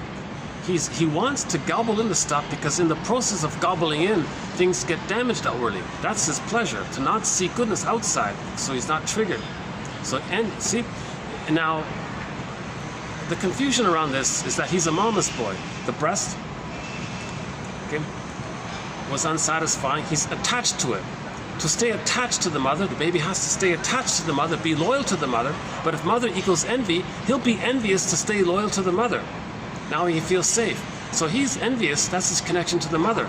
So there's schadenfreude. So when he's loyal to the mother, he feels safe because he's connected to the mother. Okay, so that's the mama boy's phenomenon. In the psychological structures, self and other are blurred as one. He's married within. Okay, married to mom psychologically within. Okay, so he'll be loyal to the rejecting mother. Mother equals envy, so he'll be envious to be loyal to the mother because he still wants to have the ongoing attempt to somehow see if he can somehow magically convert his dysfunctional mother into being a good mother so he can feel loved by her, to separate and know himself. See? So that's sort of a overly. So for more on that, we have 7 videos on greed, TQ2489, plus the 6 videos prior to that one, 2499 on the plunders, the pillage, the plunder system, and the waste part, the climate one, 2500. In the last video, I won't redo the waste one about the placenta, phantom placenta. Actually, at the end of this video, maybe I'll make a footnote about it.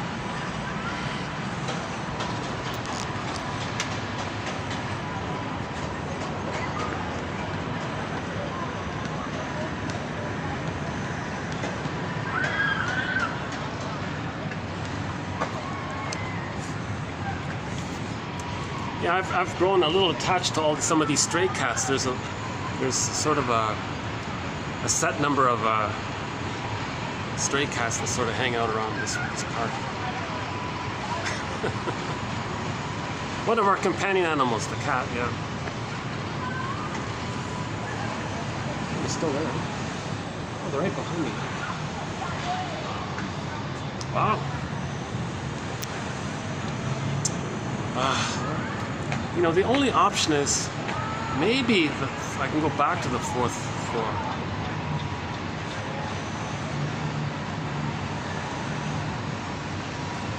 I think I'm okay. Nobody's made any kind of puzzling gesture about my being here. Nobody's shown any kind of, I seem to be okay here. All right.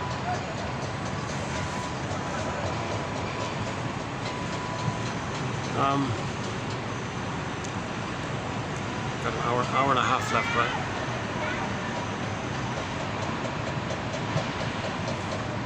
Should I go back down? Okay, let's just keep going. Let's just stay here. Maybe I'll start in with the quotes. Today's quotes. So we'll do a little bit about emotional eating. One of our threads, emotional eating. We'll do a lot of quotes to the theory about the separation individuation process. So again, the psychological birth of the baby doesn't automatically take place with the biological birth.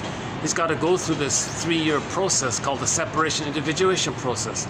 First, he needs the symbiosis, the paradise. He feels safe, he hatches out, enters into the rapprochement phase, and then by 3, he has this kind of set memory of a set of amalgamated memories of the positive good mother, and that's a part of him called object constancy. Now he has a permanent, loving presence within him that he can keep with him, kind of thing. So a lot of quote on that one. Some on transference, just some general quotes on transference. And we'll end up with that orchestra one. So let's dig this up. So why don't we get started here with today's quotes? Just give me a minute to get this back here. Uh-oh. What's going on here? So we're posting this in the year 2023. Springtime.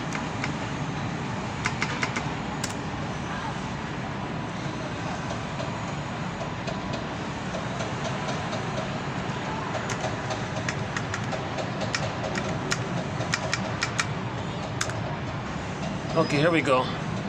Okay, let's just begin with the separation individuation process. When symbiotic experience, okay, again symbiotic, the oneness, the mother-infant dual unity, okay, the unico mystica, okay, undifferentiation, the bliss, the Shambhala, the Shangri-La, the Garden of Eden, this paradise feeling, right? So, when symbiotic experience has been one of essential affective attunement, okay, so that's the mother. She was a good mother. She did it. She gave the baby his paradise. Then the child has experienced sufficient togetherness to begin to tolerate and desire increasing periods of subjective separateness. See, now he wants to leave the mother. He feels safe. It's natural development. It's not natural to be a mama's boy. It's natural for him to be himself. However, the developing infant's still fragile psyche is viewed as struggling between. So as he hatches out, he's not completely born yet. So at 4 to 5 months, he starts to hatch out of the egg. Okay, so at 4 to 5 months, he's starting to hatch out. Now, between 4 to 5 months and 36 months, he's sort of in between. Okay, he's in between. Return to the blissful state of symbiosis. No, he doesn't want to go back. That's threatening to him. Okay, sometimes people call that annihilation anxiety. He completely loses himself. Okay, then that's a no-go. He doesn't want to return to the oneness with the mother. He wants to be himself. He wants to leave the mother. At the same time, he can't quite yet leave the mother. Okay, so he's not there yet. He's in the middle phase. Okay, so he's sort of practicing to leave the mother now. So he's in between. If he leaves the mother, that's abandonment depression. He's too scared to do it. That's the Furies. But if he goes back, that's the merger. That's the annihilation anxiety. He completely loses his identity. He's going to be kind of blanked out or something, sleepwalker, something like that. So that's a key point here. So this in between 18 months and 36 months, this is called the rapprochement phase. Okay. So prior to it, it was called the practicing phase. So for the rapprochement child, glee. Okay. So when the baby starts to hatch out of the egg, he has locomotion. He still thinks he's a little god. Now he's running around. He's got this new power. He thinks he's a little god, and now he can run around. He's got this new power, like a superpower. He can run around, and he thinks he's a little god. So the baby thinks the world is his oyster. He thinks everything's about. He's a love affair with the world. He runs around. He's very happy. He's very excited. Okay, so between 4 to 5 months, up until 18 months. He's got a happy time. He thinks the world is his. The world's a garden, a play garden for him. That kind of thing, right? So he's in a state of glee. We played. Oh yeah, in the last video we played the top 3 Glee songs. That was kind of fun to do. If you want to know the top 3 Glee songs. My vote for them. Check out the last video. Why is this thing beeping on me? I still haven't figured out this exposure thing. Okay, never mind. Okay, so yeah. Okay, that's a part of it. We'll pick up on that one, the glee part later then. Okay, so for the rapprochement child, okay, so he had the glee, right? Between 4 to 5 months, up to 18 months, he had the glee. Practicing, world is his oyster. Right? So he can do what he wants. He's a little god. Okay. And now at 18 months, it's going to start to dissipate. After 18 months, he enters into the rapprochement phase, where he's not a little god anymore. Okay, so he's in between. He can't be on his own yet, and he doesn't want to go back to being married to mom. You see, that's the rapprochement phase. So for the rapprochement child, this gleeful phase gives way to anxiety that the mother is not readily available. See, he can't leave yet, you see, and he thinks, where's the mother now? I can't totally be on my own yet. He needs the mother sort of around at least to touch base with for emotional refueling, you see. So the child's freaking out here, where's the mother? He wants to be on his own, but he's not ready yet. So there's a little fear there. The child is now aware of the reality of leaving her protective orbit. Yeah, see, he can't completely be on his own yet, although he wants to be. He's moving towards it. Thus, rapprochement children must find ways to keep the mother within their orbits wherever they go, So there's the teddy bear one maybe. Or they want to see the mother. Okay, so maybe the teddy bear is a part of this. They want to keep the mother around, a symbol of her.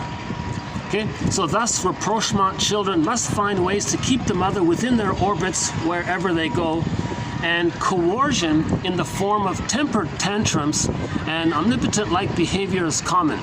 Yeah, so if the baby during this phase is worried that the mother's not around, he may scream and where are you, mother? I can't be on my own yet. You still got to be there for me. You can't just disappear on me.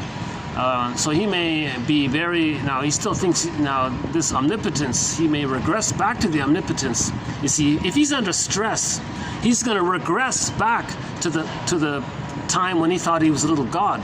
So now with omnipotent-like behavior, he's going to be this little terrible infant, right? What they call it, terrible twos or something, huh?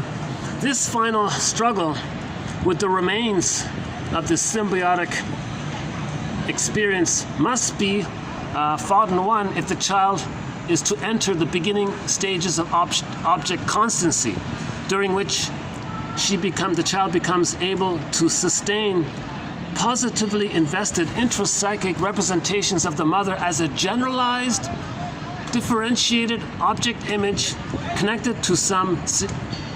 in some way to the child's own differentiated self-representation. So it starts off with the oneness, image of the self, representation of the self, concept of the self, felt understanding of the self, the emotional invisible world is blurred in with the breast. It's all one there. He starts to hatch out. He's excited, glee, 18 months. He's going to explore further, but he wants to return to his mother to still know that he's safe. So the mother's now a secure base for him to touch. So he may just look at the mother. Oh, okay, mother gives a approving look. Everything's okay, I'm here. Child explores further, freaks out. Mother's still around. Oh, mother's still there. You can keep on doing that back and forth. This constant checking in with the mother, checking in with home base. This goes on between 18 months and 36 months. By 36 months, he has a memory of all that, and that's set in him, that memory. That's called object constancy.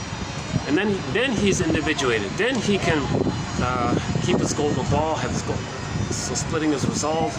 He has a concept of himself as whole, separate, but still, a relation to the concept of the mother, but it's the loving link is there. So it's like two tennis balls in the psychic structure. Differentiation. Now, differentiation, see, if that doesn't take place, and later on, if they're a teenager and they want to rebel against the parents, that's not differentiation. So Bruce Springsteen, when he wrote that song, Independence Day, he said it was just physically separating. He just wanted to escape the pain. That's not differentiation. If psychologically you're still married to mom, that's not differentiation, even though you live in a different city. Okay?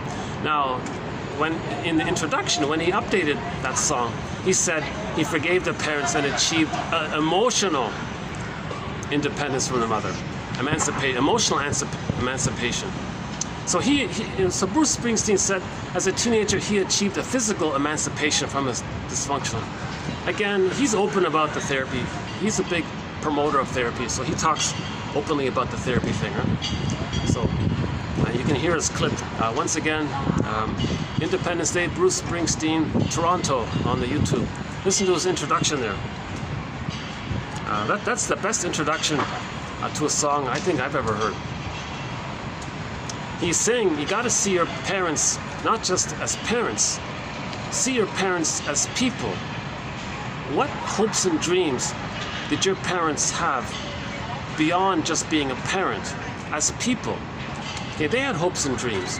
And you might be startled and shocked to realize that. You see?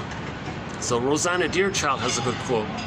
Rosanna Deerchild, quote, "The more I learned of my mother's story, the more of a person she became to me." That's what you need to do. That's differentiation. That's emotional emancipation. Okay? Emancipate yourself from emotional. Bob Marley's song here. That's not a bad little summary of it. right there. And what I like about it is a little bit of clarity about this term object constancy. It's called the internalized good object, the holding introject. Some set batch of memories in the brain where the mother provided the symbiosis for the first 4 to 5 months, provided the reverie, provided the safety, warmth, maternal holding environment, provided the mirroring. Mother saw, felt, heard the child could do that for himself. Now, 18 months, the primary narcissism is mostly gone. Mother functions as a secure base. Child explores. Child comes back, touches base, feels safe. Okay. Now, sometimes part of it is the child is learning, so the mother offers improv with the child. Yes, and hey, mom, look what I found. Cool. I can tell you what I know about it. Really? You're okay with my learning and being more autonomous? Oh, yes. Okay. Now, some mothers are afraid. At this point in particular, some mothers are afraid. Some mothers sabotage their child's psychological autonomy because they want that feeling that the child always needs them. Some others parentify their child and sabotage their child's psychological birth. So that's a very desperate, sad thing that takes place if mothers do that. That's very hard to forgive that, because even though the mother is scared to be on her own, does she have the right to do that to her own child? No, she doesn't. But maybe she's in such pain of being alone, so she never wants to feel separation loss. So she wants to hook in the child and always feel that psychologically she knows that she's married to him in his brain, and then she never feels alone like that. So this is called the Jocasta style of mothering. So we won't get into that one there, but okay, next one here by Kaplan here, Bert Kaplan. A differentiation would have to coincide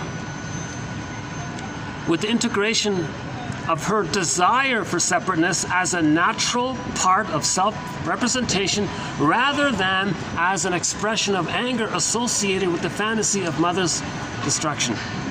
Because of the intensity of her affective connection with the quote felt presence, okay, that's the boogeyman one, right? Mother is seen as a monster that wants to eat him. However, any attempt to move the child or the client in the direction of separation individuation before she had gained awareness of her need for connection within the context of a symbiotic experience would prove fruitless. Yeah, so the therapist has to help the client mourn the loss of not getting their symbiotic needs met. And her technique was, or his technique was,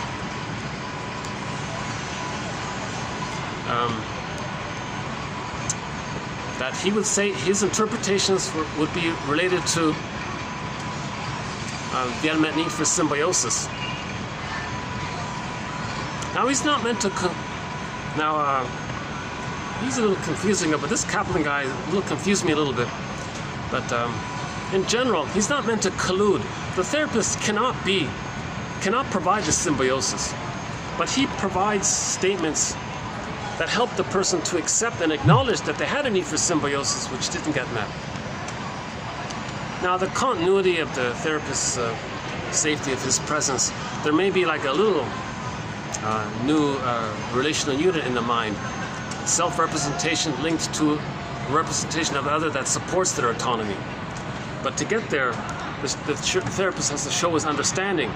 So he's got to provide interpretations around how the person didn't get their symbiotic needs met. In other words, just physically leaving a dysfunctional home as a teenager or whatever doesn't mean you psychologically left home. There's a book by Mariam Woodman called Leaving Father's House. It might as well be called Leaving Mother's House, but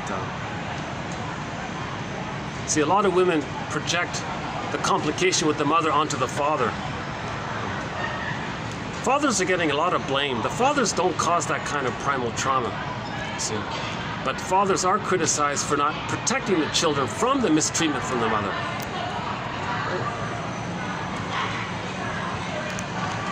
Sorry, my phone keeps beeping on me. on a second. Let's see if I can get this sorted out here. Exposure locked. Then it keeps beeping on me.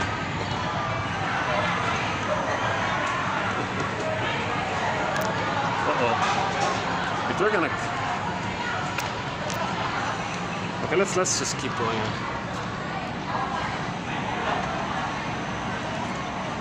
Okay, let's move on to the emotional eating one. So that's a little bit about Margaret Mahler's theory about the separation individuation process. Margaret Mahler is one of our mentors. We have a lot of good quotes from her. Okay, from Joyce McDougall about emotional eating. You know, second thought is they are pretty yappy behind me, aren't they? You know what? Let's give me about 5 minutes. I'm gonna try the 4th floor. There's a chance it might be available. Yeah, I should have done this earlier. Okay, fast forward this video about 5 minutes.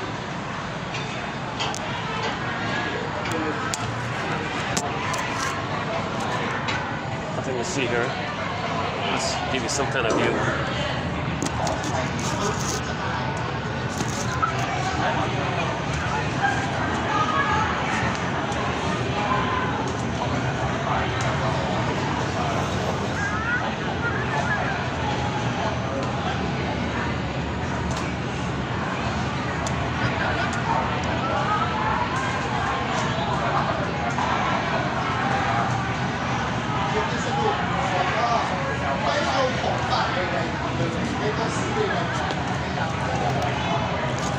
Still recording. Okay, let's go to the 4th floor here. Oh, now they're going back in. But it's still just cool.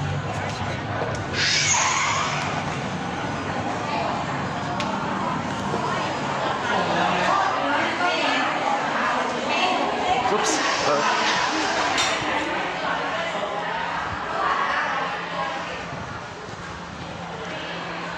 Oh, it's nice and cool in here.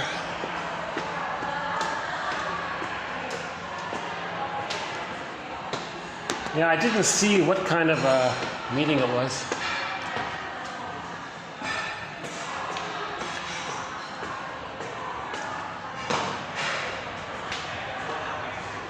See, this is the main pool area, so I can't really do it here.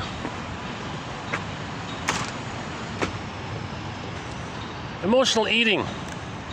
Let's see if I can read it. Oh no, I can't. Yeah, let's do that. Emotional eating, yeah. So when we settle in, we'll continue with our quotes.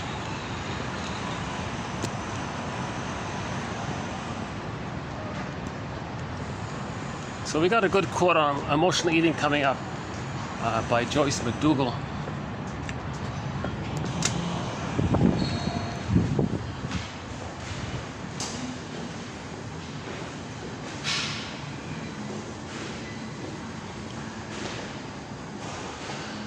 Let's just wait a minute here for a minute. Let these gentlemen.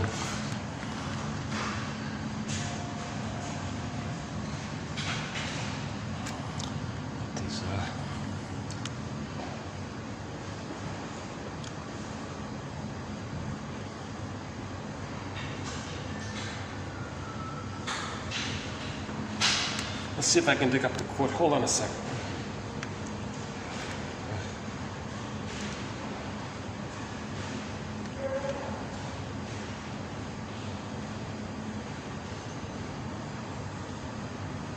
Emotional eating.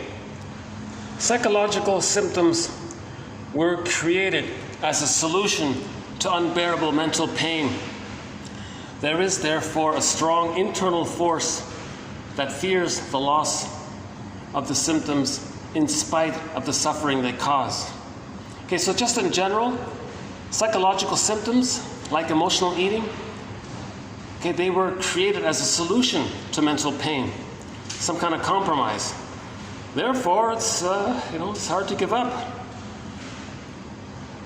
These symptoms deal with pain, so it's hard to give up, right?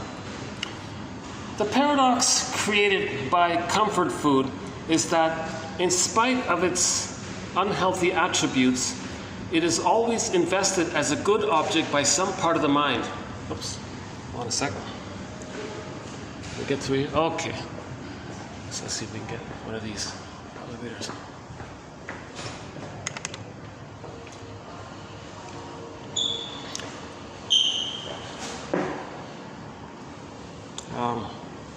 Whatever the comfort food may be, it is inevitably endowed with the supreme quality of enabling the emotional eater to rapidly dispel mental conflict and psychic pain. Can I join you? Okay, great. Okay, thanks. Otherwise, we're going down. Yeah, I'm going to the 4th floor. Okay, sorry. Yeah, no.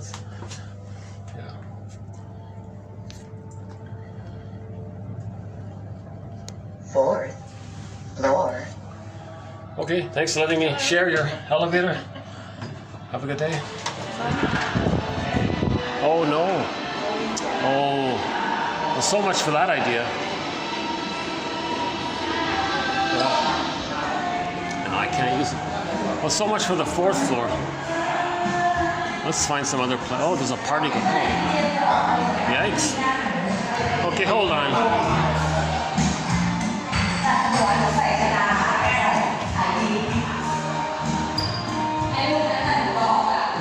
Unless I go outside. Somebody said no.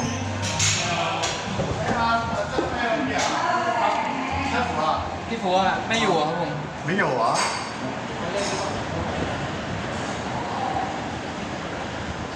Well, let me just find some other little spot where I can finish this video. Yeah, it's really busy here today, huh? Okay.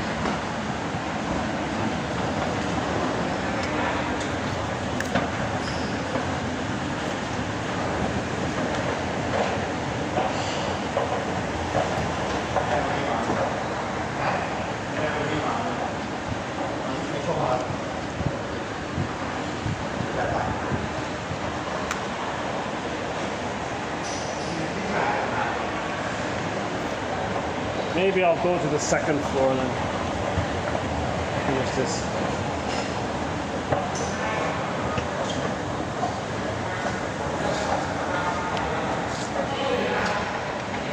Yikes, eh? Jam-packed with activities here.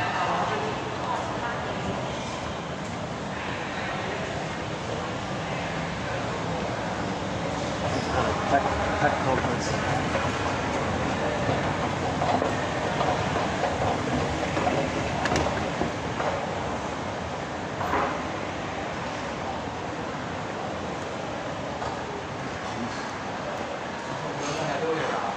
No. Okay.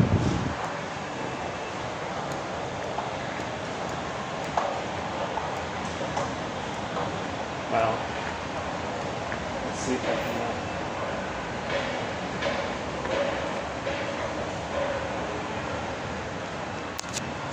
Let's see if I can do it here for a bit. Hold on a sec.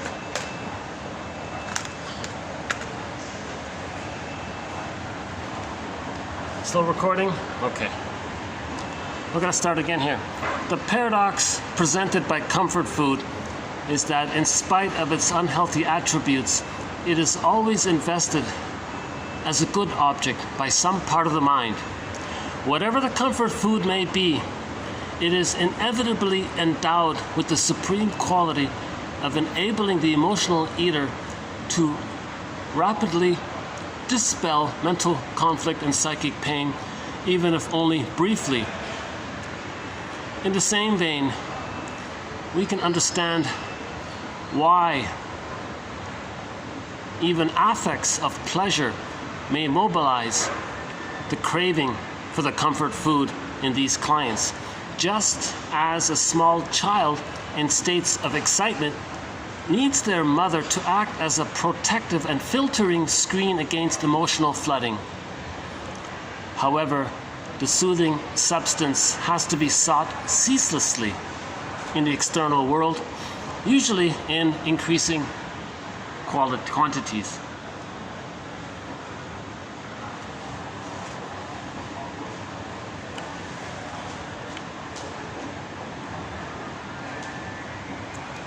Okay, so the comfort food, unconsciously, food and mother is very closely linked in the unconscious. So food is always going to be associated with the mother. But the trick is, the food is being sought for its trick, for its ability to trick the brain into sending the person serotonin. So the sugar, salt, and fat tricks the mammalian part of the brain into thinking that the person is safe. So then the mammalian part of the brain sends the person, oh, safety, serotonin. That's the feel-good chemistry of safety. So the cookie is just like a synthetic, a symbol, a repetition to communicate that the person as a baby didn't get mother's sweetness, mother's tenderness, mother's affection, mother's kindness. It was missing. Okay. So repetition compulsion, still looking for mother's sweetness. Look for the cookie. In the unconscious fantasy, the cookie's the breast.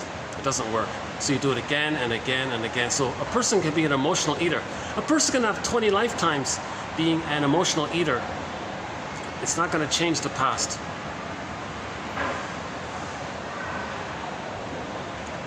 Okay, so on some level, the cookie represents the link to the mother. So for a moment, the psychic pain is quietly dispelled.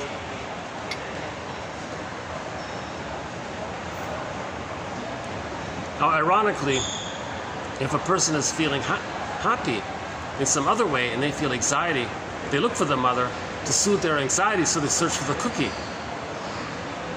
So whenever they feel emotional flooding, they look for mother, hence the food. But no cookie can change the past. Nobody can change the past, put it that way. Okay, let's do the next one on transference. What's the lighting here? Yeah, I'm hoping that guy will. So I don't want to bother this student right here. Let's see if I can try another spot here. I'm waiting for this guy to leave. Let's see. No, he's still there. He's on the phone. Unless, let's see. There might be a spot down here. Hold on a sec. Here's the ground floor. Oh yeah, let's go in here. Okay. Okay. Let's see. Okay, let's go in here. Let me put the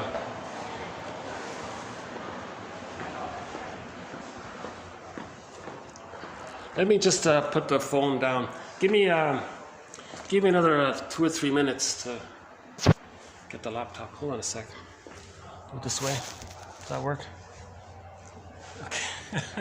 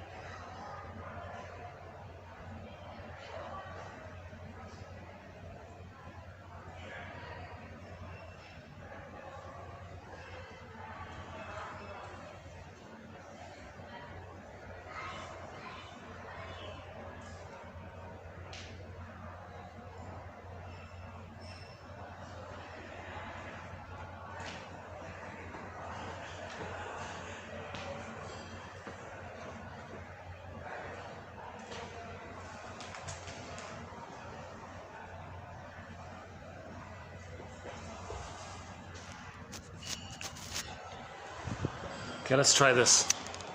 How's this here? Okay. Well, I can sort of show you the chandelier. Can you see it there? Oh, somebody's good. Oh, I'm in real scramble mode here today. It's like the old days when I started. Let's let this. Okay, next one will be on transference. Is it okay if I just sit here for a little bit? Okay, although transference and even countertransference may exist Well, that's a bank, some kind of banking thing. Oh, that's why. Okay, I shouldn't be here. Okay, although transference and even countertransference may exist within this relationship, the important point is that two real human beings are involved with one another.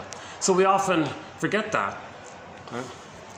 So you may be projecting your wounded self onto them. Don't forget there's a real human being under your projection.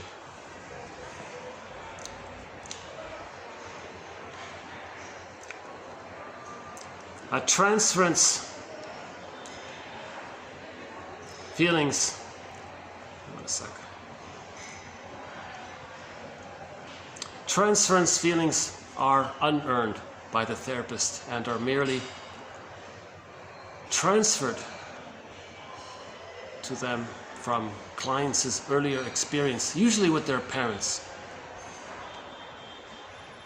Okay, so we transfer our interaction with the parents onto people in the present. Clients feel toward the therapist the same way they previously felt toward one or both parents. Transference is conceptualized as an enactment of a procedure representing one pole of the client's reciprocal role repertoire in the therapeutic relationship. Pressure imposed on the therapist to reciprocate induces countertransference. You see, so therapist, can you reciprocate? I'm trying to replay the interaction with me and my mother as a baby. I want to replay that here, so I want to induce you to take that role. So, and that's if the therapist is triggered, that's his countertransference. He's going to transfer his childhood onto the client. That's an attempt to recreate the fusion. Following Ogden, we have a lot of good quotes from Ogden. Following Ogden, 1983, each early interaction is seen to allow the child to learn and play two roles, one initially his or her own, the other the reciprocating role initially played by the other. Roles associated with the unmanageable feelings may be induced in others. So you got the child, you got the other. You can flip it around with others in the present. Others can play the other, others the original other, others can play the self. The transference is a microcosm of the same patterns occurring elsewhere. So him replaying the past and the present with the therapist may be the general pattern of what he does with everybody in his life. So the mini session with the therapist is a microcosm for what he does elsewhere. Patterns of behavior stemming from the past are always in evidence in the client's relationship to the therapist and other people. Thus, it is possible to see the old blueprint. We can see the old blueprint that shapes the present pattern of behavior. That's called the inferring mind. We're making an inference. Transference reveals the blueprint. Transference reveals the past blueprint or stencil or schema, working model that the child created. Transference as a resistance is encountered when the client. Transference as resistance is encountered when the client, instead of remembering the past, strives to relive it in a manner more gratifying than it was lived during childhood. It's trying to get a better outcome, right? Still trying to get the needed outcome for the past. He's trying to relive it to get a better past. It can't be done. He or she makes an effort to evoke particular responses and is reluctant or even unwilling for a time to recognize the reaction as transference. If they're not willing to recognize it, That's called the transference neurosis. So Masterson says the first thing to do is to convert transference acting out or transference neurosis, meaning they don't know what you're talking about, into the recognition that there is such a thing as transference. And with that, along with that, there's the working relationship, the alliance. The two are going to work together as a team to help unpick the threads of the client's traumatic script. And together they're going to work towards weaving a new, healthier script. If the person is replaying the past and the present, and they really believe emotionally that the present is the past, that is real, like the past, and they can't tell the difference, and they're emotionally stuck like that, that's called a transference neurosis, or transference acting out. Acting out. You act out because you don't have words, you don't have memory. So you communicate by acting it out. Now, if you're not aware of it, again, that's called a transference neurosis. Some people live in a constant transference neurosis. They never understand prejudice. They never understand the paranoid schizoid mode of experiencing. The whole life, as I understand it, is a transference neurosis. The present is still the past. A very good self-help book in this area is a guy named Rico, R-I-C-H-O, called When the Past is Present. I think he summarizes it pretty well there. But that's the only book of his I recommend. The other stuff, I don't know about the other. Oh, geez, forget it. The difficulties which the client brings to counseling represent a repetition. Okay. So he's always repeating. So when he goes to the therapy room, he's going to repeat it again. This time he wants help. In the relationship styles which the client adopts towards the counselor, there are signs of past relationships. So this phenomena we call transference. Okay, that's it. That's it on transference. That's not bad. So we're just adding every little idea on transference I want to include in our thread. So we have an e-booklet or chapter on transference. So we added a few here. So that was TQ 2537. Okay, the last one here, 2538. Just a little miscellaneous, some miscellaneous loose quotes. Just put together as one TQ quote. On occasion I do it. Okay, the client says dysfunctional behavior. The client is acting in a dysfunctional way because he wants to show up to parents, make the parents look bad. Look, world, where did I learn this behavior? What made me like this? My mother did this to me. So that's his sideways way to indirectly, passive-aggressively communicate his anger at his parents. He's angry at his mother, but he's doing a double thing there. He's loyal to the mother, protecting the mother, saving the mother, by not directly expressing his anger towards the mother, but he's angry towards the mother in a passive-aggressive way called showing up the mother by imitating her, doing dysfunctional things, and that's his anger at his mother.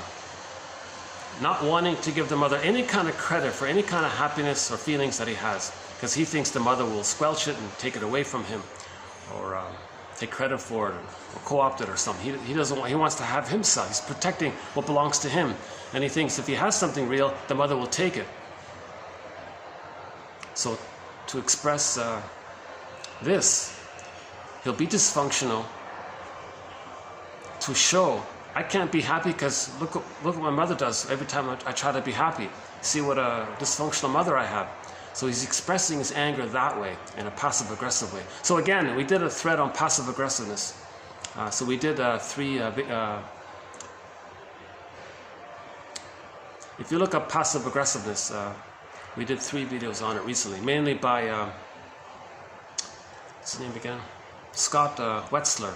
If you look up Wetzler, W-E-T-Z-L-E-R, and Lachkar, Joan Lachkar, L-A-C-H-K-A-R, and the Longs, some quotes there. Oh, I guess it's okay.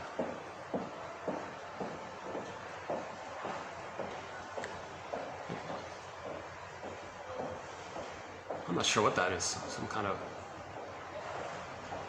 staff thing, maybe a hotel staff thing or something. Or maybe the hotel management thing. Anyways, there's no lighting here, so I don't really like this spot, but I'll take it for today. What have I got? 20 minutes left. 30 minutes, 40 minutes left.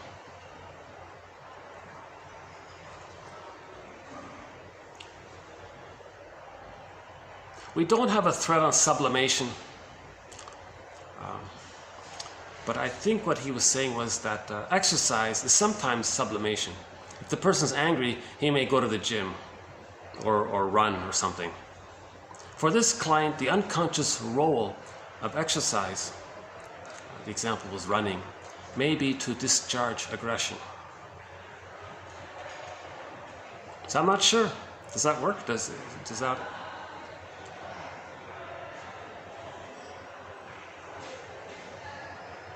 Yeah, I can understand the punching a bag in the fitness room. The guys are punching, right?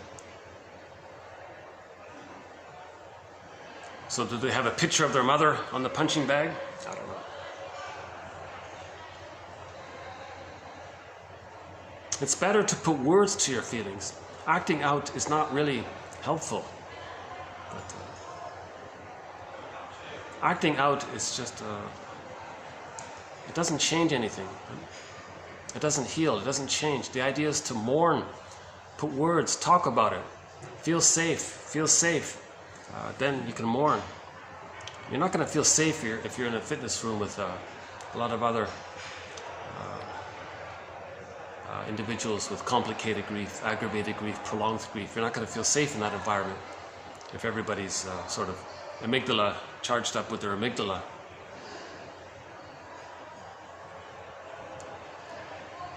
Okay, we'll have to follow up on that one. Sublimation is a very confusing one for me. We don't have a thread on sublimation, but I think he was saying exercise can be sublimation. You're angry and you channel it into something harmless.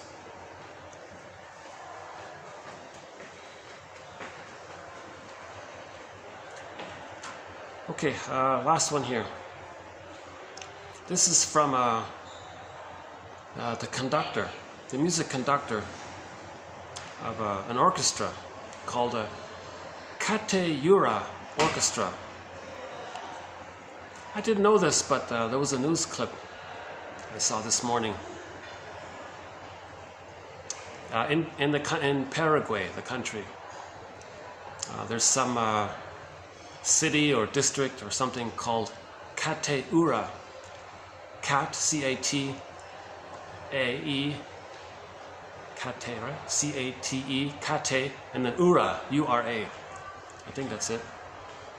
20,000 people are in this little district or metro district or county or whatever it is. In this, let's just say it's a city. Let's just call it a city. So in the city of Cateura, I'll update this later. I just found it. It's a very poor place apparently, victim of the plunder system. So the global north plundered the global south. $20 trillion got stolen from the south, sent up to the north, global, during the... I don't have the figures, but Latin America is in poverty, right? Most of it. So here's a poor place. This is like a poor district in Paraguay. At the edge of this town, there's a dump, like a slum area, or a landfill, and a lot of garbage gets dumped there. So there's a landfill at the edge of Cateura. It's the poorest of the poor place. It's as poor as it gets, right? Kids aren't getting school, or a lot of problems. It sort of resembles the trauma inflicted on the indigenous people. So now a few people who live around this dump, they managed to pick through the rubbish and sell some little things that might be useful. Sad story. Anyways, one guy, an engineer guy, wanted to help the residents and the children in that area. A guy named Fabio Chavez, bit of a hero. And he said to the kids, you know, all this garbage here, we can, you know, pick out little broken things. He'd find like a broken shoehorn, or like an old tin can of something, or some broken pieces of wood, or some broken pieces of kitchen utensils, or all these smashed up things in the landfill. He said, well, we can take all of these broken pieces and we can create musical instruments. So sure enough, they created a saxophone. They found some broken pipe to be the they found some coins to be the buttons or something. So they created out of junk, they created a saxophone. Likewise with the guitar, with the violin, and other instruments. So over some time, he managed to create a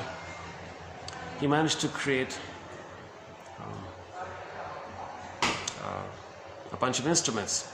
He taught the kids, these impoverished kids, you know, their early teens, or you know, from like, I think they were from like 10 to 20 or something like that. He taught them how to play music, and he created an orchestra with these instruments made from the landfill. And somebody called them the recycling orchestra. Someone called the landfill orchestra. I think I agree with today's video clip. They call it the Kateura Orchestra. And they travel around the world giving concerts. And in their documentary there, this engineer guy said, "The world sends us garbage. We send back music."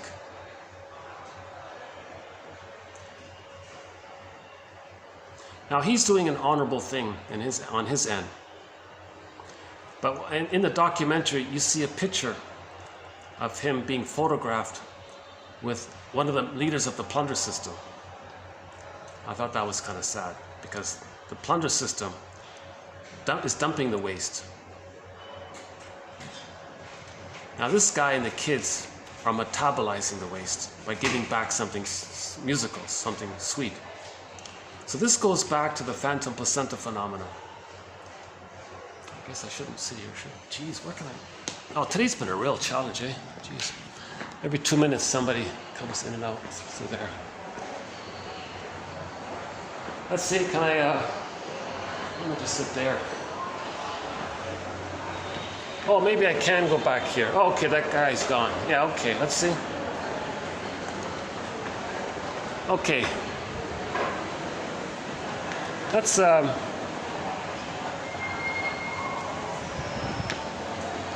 let's move it here. So that way I don't bother those people. Hold on a sec.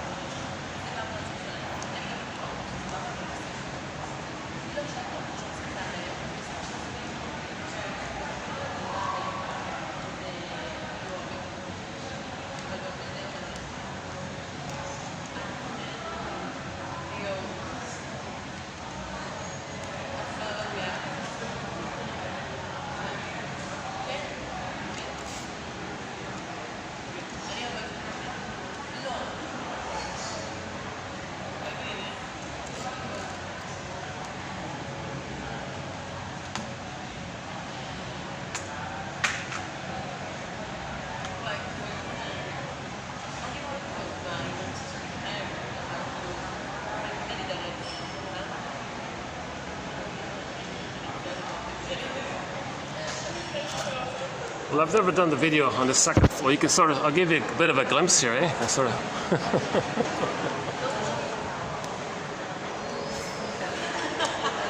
So I think we can finish the video here.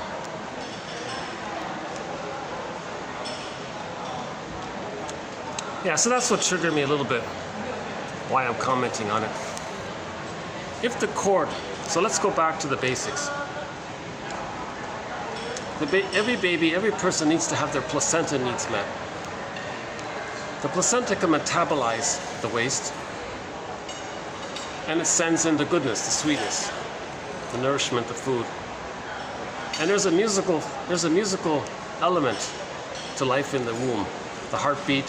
So in music, there's the drum beat. That's the heartbeat.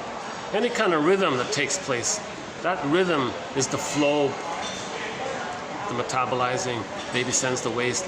Baby receives the goodness. There's like a little rhythm there about that. So here's a guy who's a leader, one of the leaders of the plunder system, causing poverty and waste. Because when babies are removed from the cord prematurely, they didn't get their placenta needs met. That's a trauma. When there's a trauma, we repeat.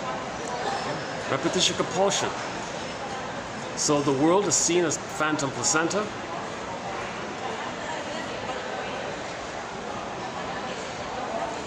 They want to dump waste with the fantasy that they can return to the womb and have the placenta process their waste. It was flawed there. The cord shouldn't be prematurely removed. Okay. Again, the cord is pulsating. It's alive.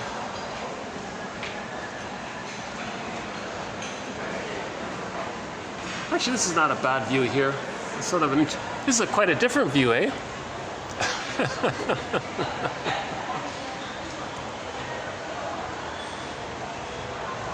Yeah, a lot of buses, yeah.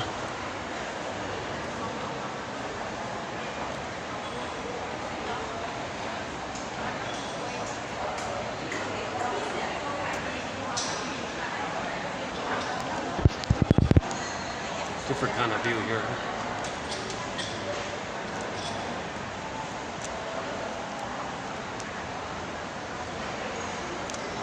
Right. So just the theory. Lloyd DeMause explains it about the placenta. We didn't get the experience of having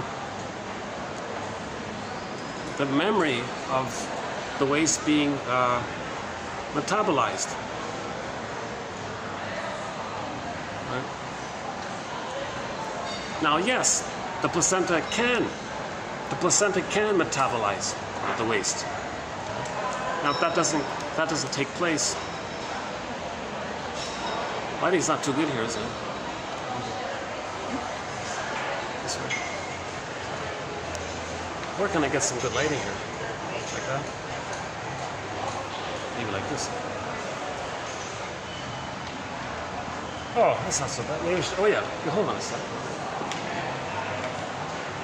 Is that better this way?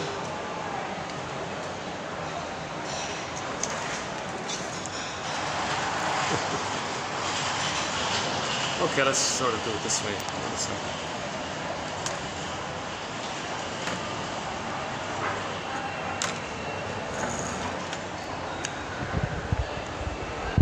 That's a little better, right?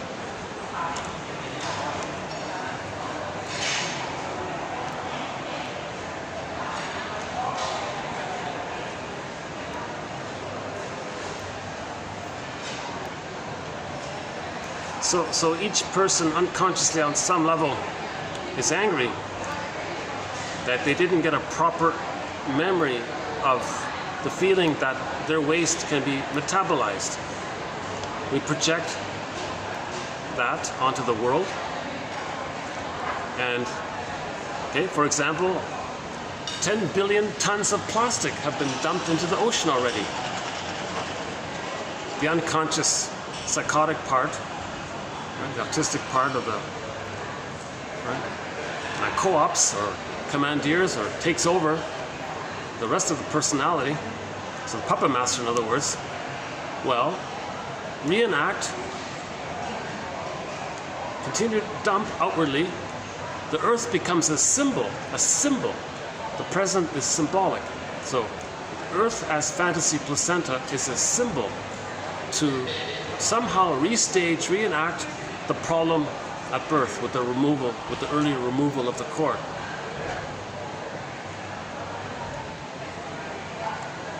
So the earth becomes seen as, well, people will dump. That's part of the repetition compulsion to get their waste metabolized. Now the unconscious, the unique imagery of the photo the Honorable Mr. Chavez there, Fabio Chavez, with that greedy guy who's just plundering and destroying the planet, etc.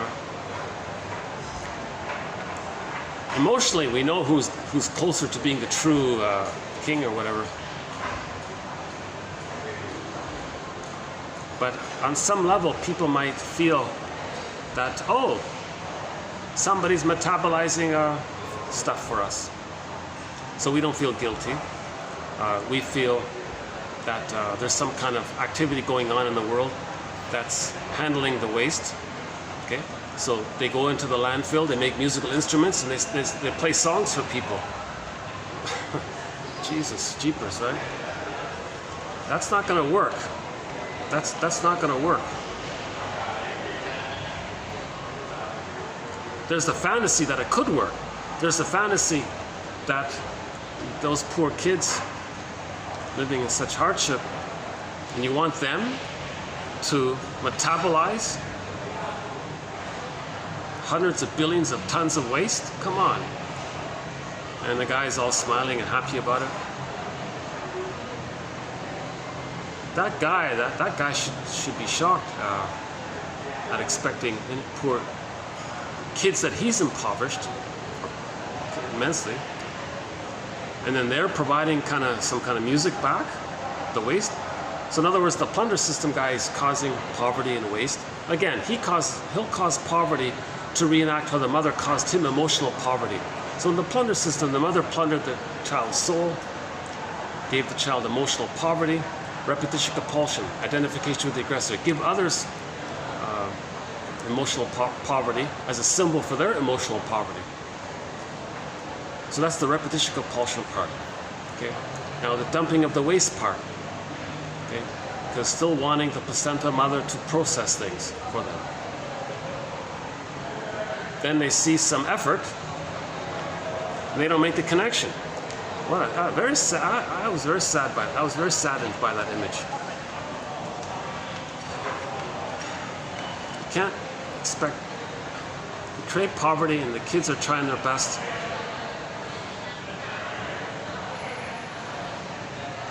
There should be a real awakening of sadness around that, I think. But they're just taking some kind of feeling, oh, unconsciously, oh, somebody's processing, great. Oh, I get to create poverty, so I get the pleasure of reenacting what my mother did to me, to stay loyal to the mother. I get someone to give me the feeling that the placenta can process my waste.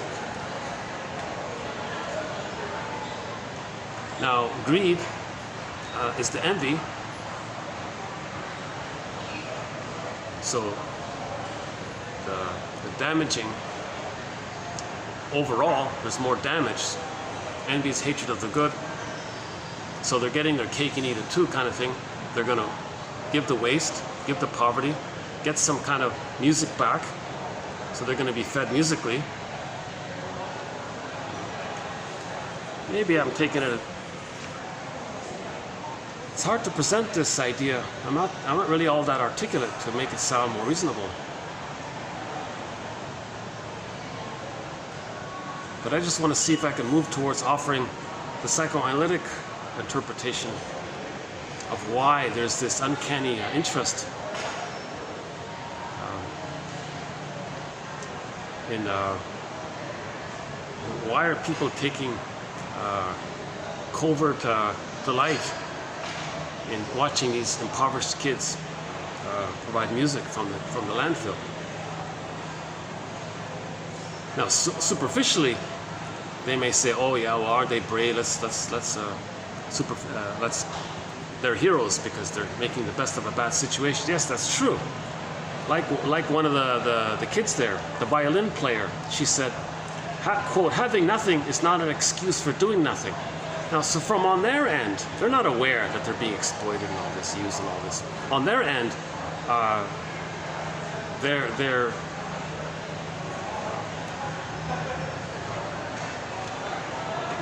they want to heal, they want to do something useful, they want to get out of poverty, and so on. So we admire their efforts. But that's not enough. I think, so they're inspirational that way. But I think the additional appeal about them, why they're on news clips all over, why there's so many news reports.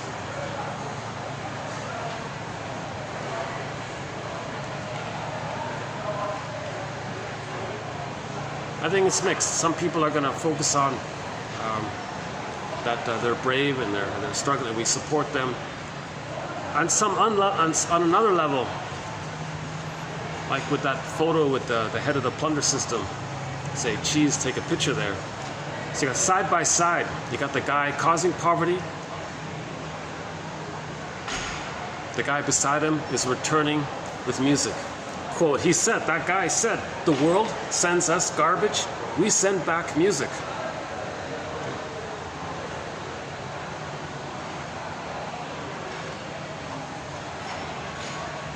So,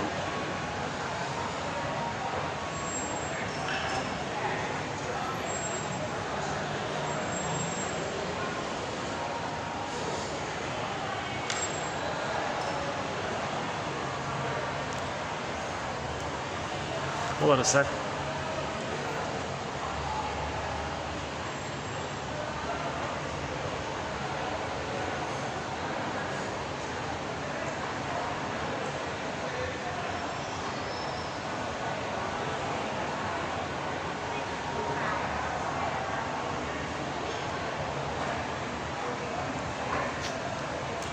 Now, another facet of that story is that we may feel like those children, right? Impoverished children like that. Emotionally, we can feel that. So there's an externalization that represents something how we feel. Inside out. Okay, so the out shows us a lot of the in.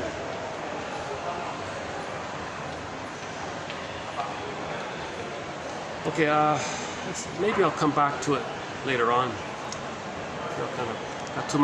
I got too many thoughts running around in my mind at the moment. In the last video, I want to pick up on one of the quotes that was said there, which is this quote: Why is propaganda so much more successful when it stirs up hatred than when it tries to stir up friendly feeling? So we added 2 more quotes to our thread on propaganda. Because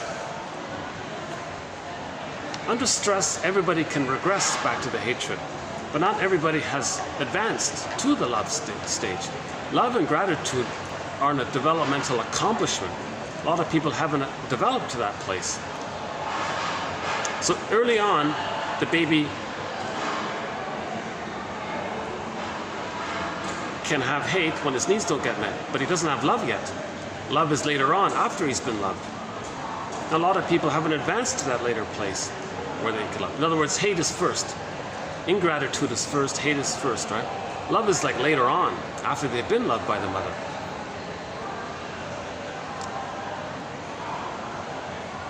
Okay, so any kind of oops, let's see here. Okay, I think I might have to. There's this guy right beside me here. Okay.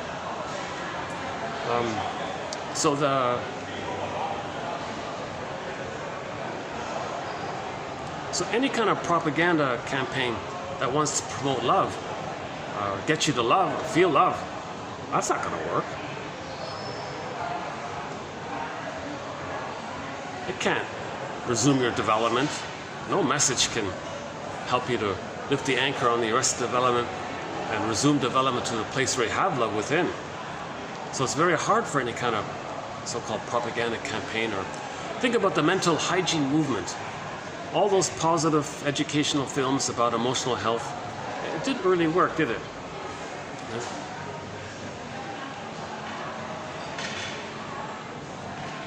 People might even hate it because,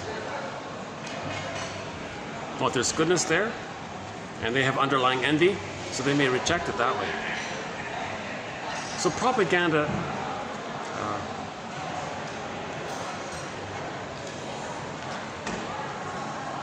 in other words, there's more hate, put it that way, overall, when there's trauma in people. Now, when people have hate, that means they've been traumatized. They didn't get their needs met. Propaganda wants to use that and direct it toward a goal in the plunder system. Me good, right? We want the stuff of those on the other side of the lake. Repetition, compulsion. Mother plundered your soul. Well, you can go over there, plunder that stuff over there. Now, your mother didn't care. Well, you don't have to care to show how your mother didn't care. So propaganda is a tool of the plunder system, because propaganda steps in knowing that most people have at least access to the paranoid mode of experiencing, and how many people are stuck in the paranoid mode of experiencing. So on a kind of on an accounting scale, there's more hate going on underneath than love. Right? So propaganda is not going to reveal love if the person doesn't have the structure for love. But propaganda can reveal the hate when there is an underlying structure of the hate, meaning hate is a response to needs not being met, which is trauma, and splitting means to hate. When the splitting is there, that's the hate, greed, envy, spite, vindictiveness, schadenfreude, grandiosity, repetition, compulsion, reenactment, contempt, fiery, some of these fiery, schadenfreude, sour grapes, controlling, manic defenses against loss, greed as a tool, greed as a Trojan horse for the envy. All of this is to stay connected and loyal to the rejecting mother, because they've become her now. Adhesive attachment. The more the mother's love is unavailable, the more they attach to her, become just like her. So propaganda is part of the pillaging. So whenever there is propaganda, the result is going to be to stir up hate. In other words, if you don't want that effect, there should be no propaganda. There should be neutral reporting of the facts, or there should be journalism. Yesterday we had another quote where journalism is literature in a hurry. True journalism, it's like mini literature. It's like a therapy reading or something. You're gonna feel better. You'll learn, and you see the two sides. It's honest. It's truth upsets you free. Journalism is healing. Journalism can be healing, put it that way. So if we're going to have anything in that area, then either have journalism or just have honest reporting. Everything else is going to be okay. Now the plunder system. I was kind of feeling a little sigh, because anything you read, anything you see, makes you kind of sigh. Oh my God, it's just some infantile. The emotionality of most of what you see in the news and all that, it's just infantile pettiness and hysterical infantile, just coded rage at the mother, and it's just this hysterical infantilism. So most of the propaganda is just hysterical infantilism. And I was mentioning, it's so rare to find journalism. The first time I read something that was journalistic, I go, I had this revelation. Oh my God, so this is what journalism, I didn't know what they were talking about. I never had the experience of reading journalism. It's just all this lies and propaganda. That's not journalism. One time I read something that was journalistic. I go, okay, that's what it is. It's like this honest, detailed, exploratory, literature-like report. That's journalism. So that can be healing. So that's squelched, right? There's envy around that. The plunder system discourages that. So they hire people with a lot of infantile trauma. Or just knock yourself out, say what you want, express your anger, lie, throw up the mother. So most of what you see is almost, it feels like, what is it, 98 point? Whatever the percentage is, it's just propaganda, right? To stir up hate. That's part of the plunder system. If you stir up hate, then they good, we good, then they bad, we good. Reenact the trauma, then you plunder, pillage, to reenact how the mother pillaged the person's soul. So trauma is induced into children. They call it suffer the children. They end up with a splitting mechanism, either or thinking. Religion encourages it, by the way, from the plunder side. Religion encourages it because when you imagine the ideal goddess breast in the sky, or the phantom breast, or the phantom placenta, that's idealization. Then there's the devaluation, that's the goddess and demon imagery. That promotes the splitting. Religion is not about healing it.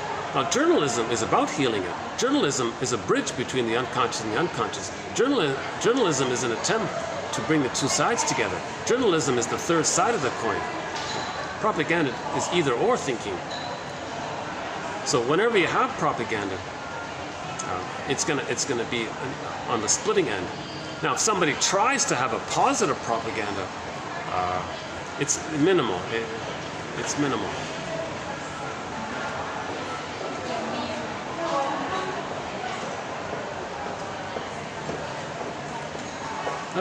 Strange day today, to tell you the truth. I'm really feeling kind of strange, a little strange today. What do we have? 10 minutes left? 10 minutes left.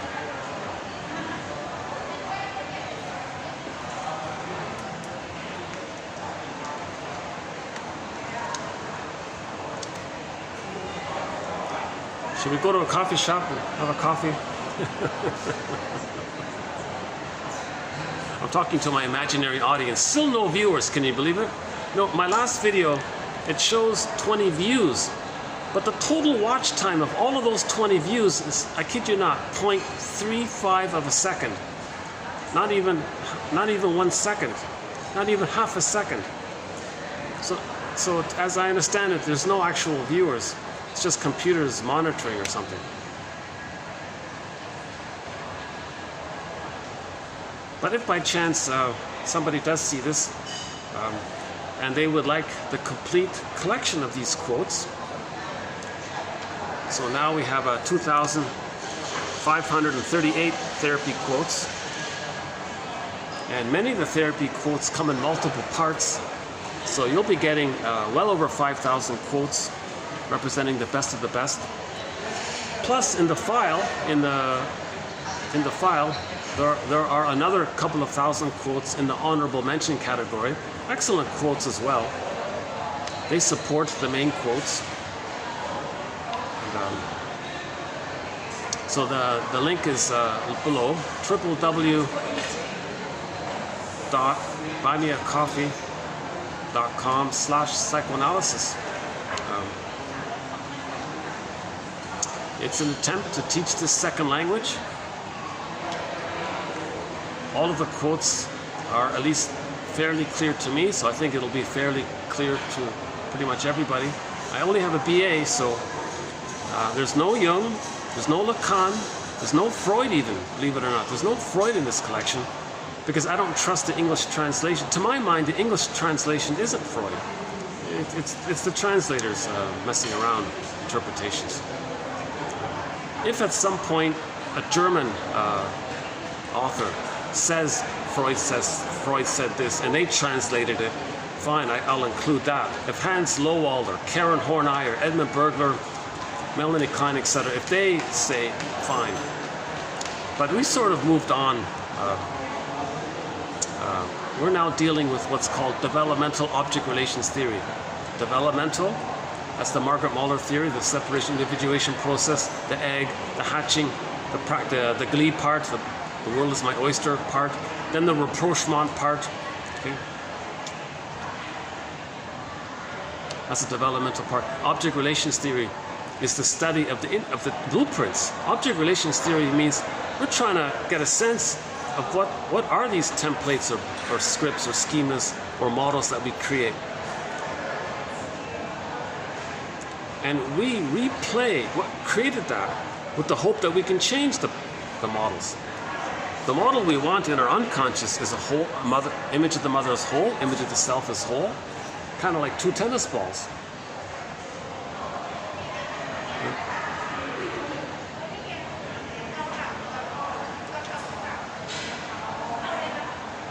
Fabio Chavez, yeah.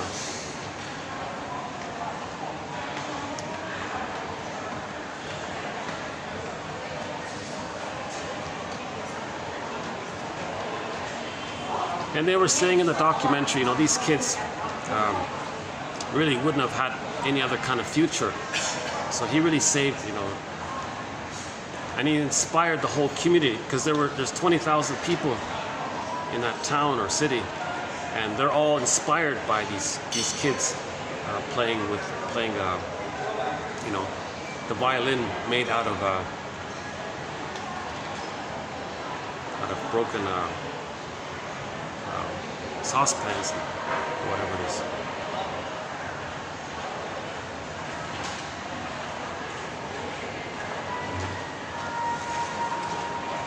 But what they're doing should arouse more sadness than awe and appreciation.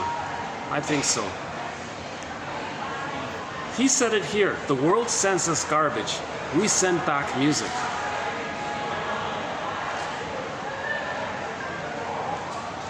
See, in the unconscious,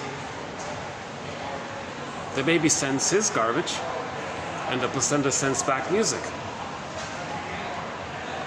You see what I'm trying to get at? That's why we should feel sad.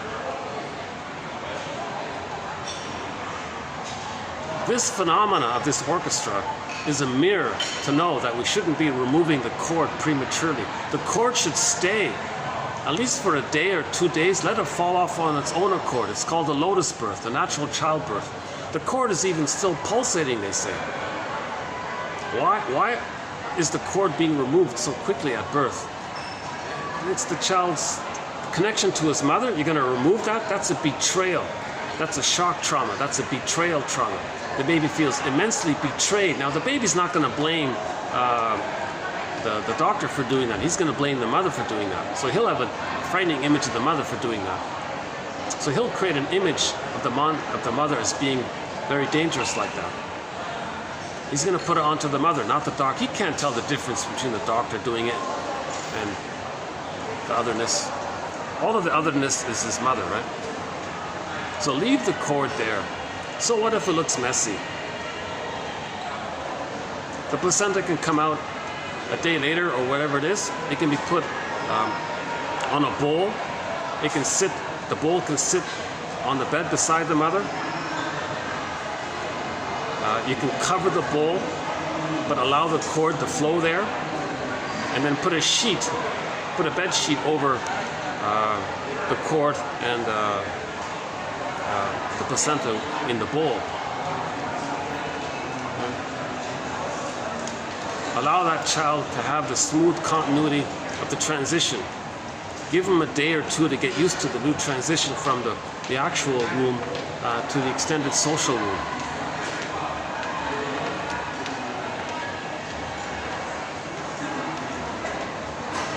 Maybe all this noise around me, maybe it's making me a little numbish a little bit. Maybe, yeah, I'll think about it. Am I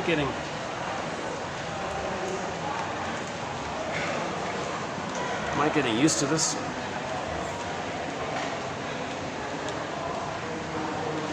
What do we got here? Okay, about 5 minutes left here.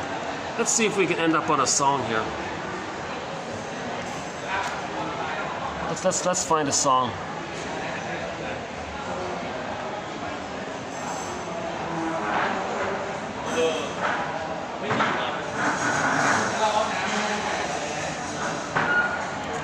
Let's play some Santers. Rick Santers here. One of our musical voices, Rick Santers.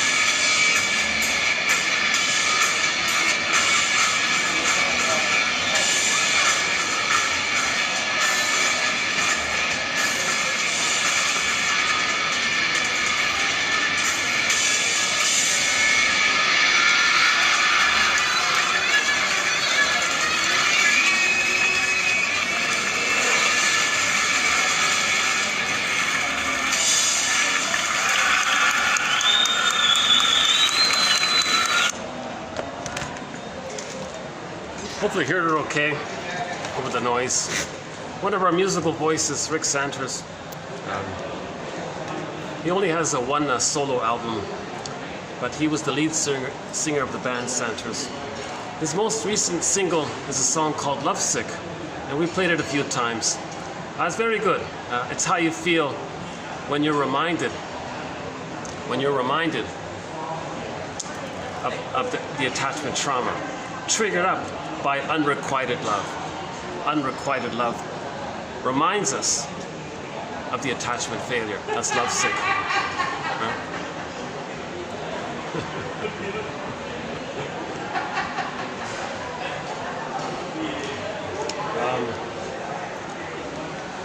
Any final thoughts here? When this video just suddenly cuts out, that'll be the end. That'll be the end of it. So thank you very much. This has been TQ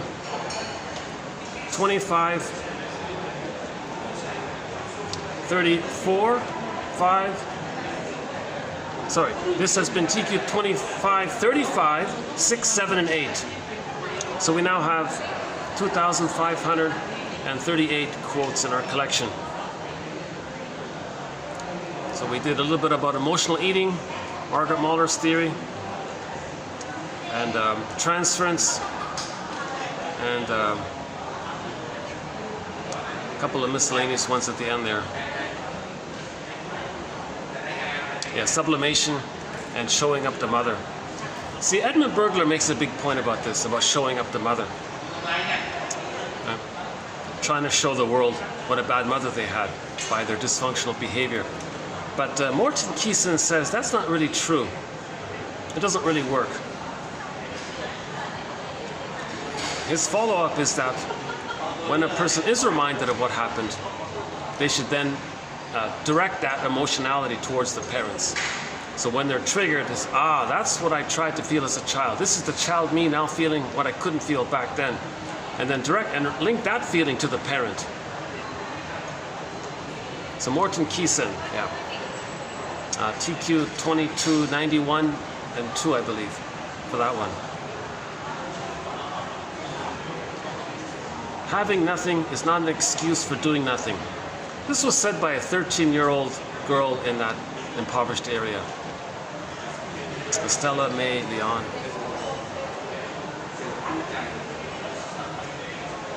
They've been around a long time. I just discovered them just this morning.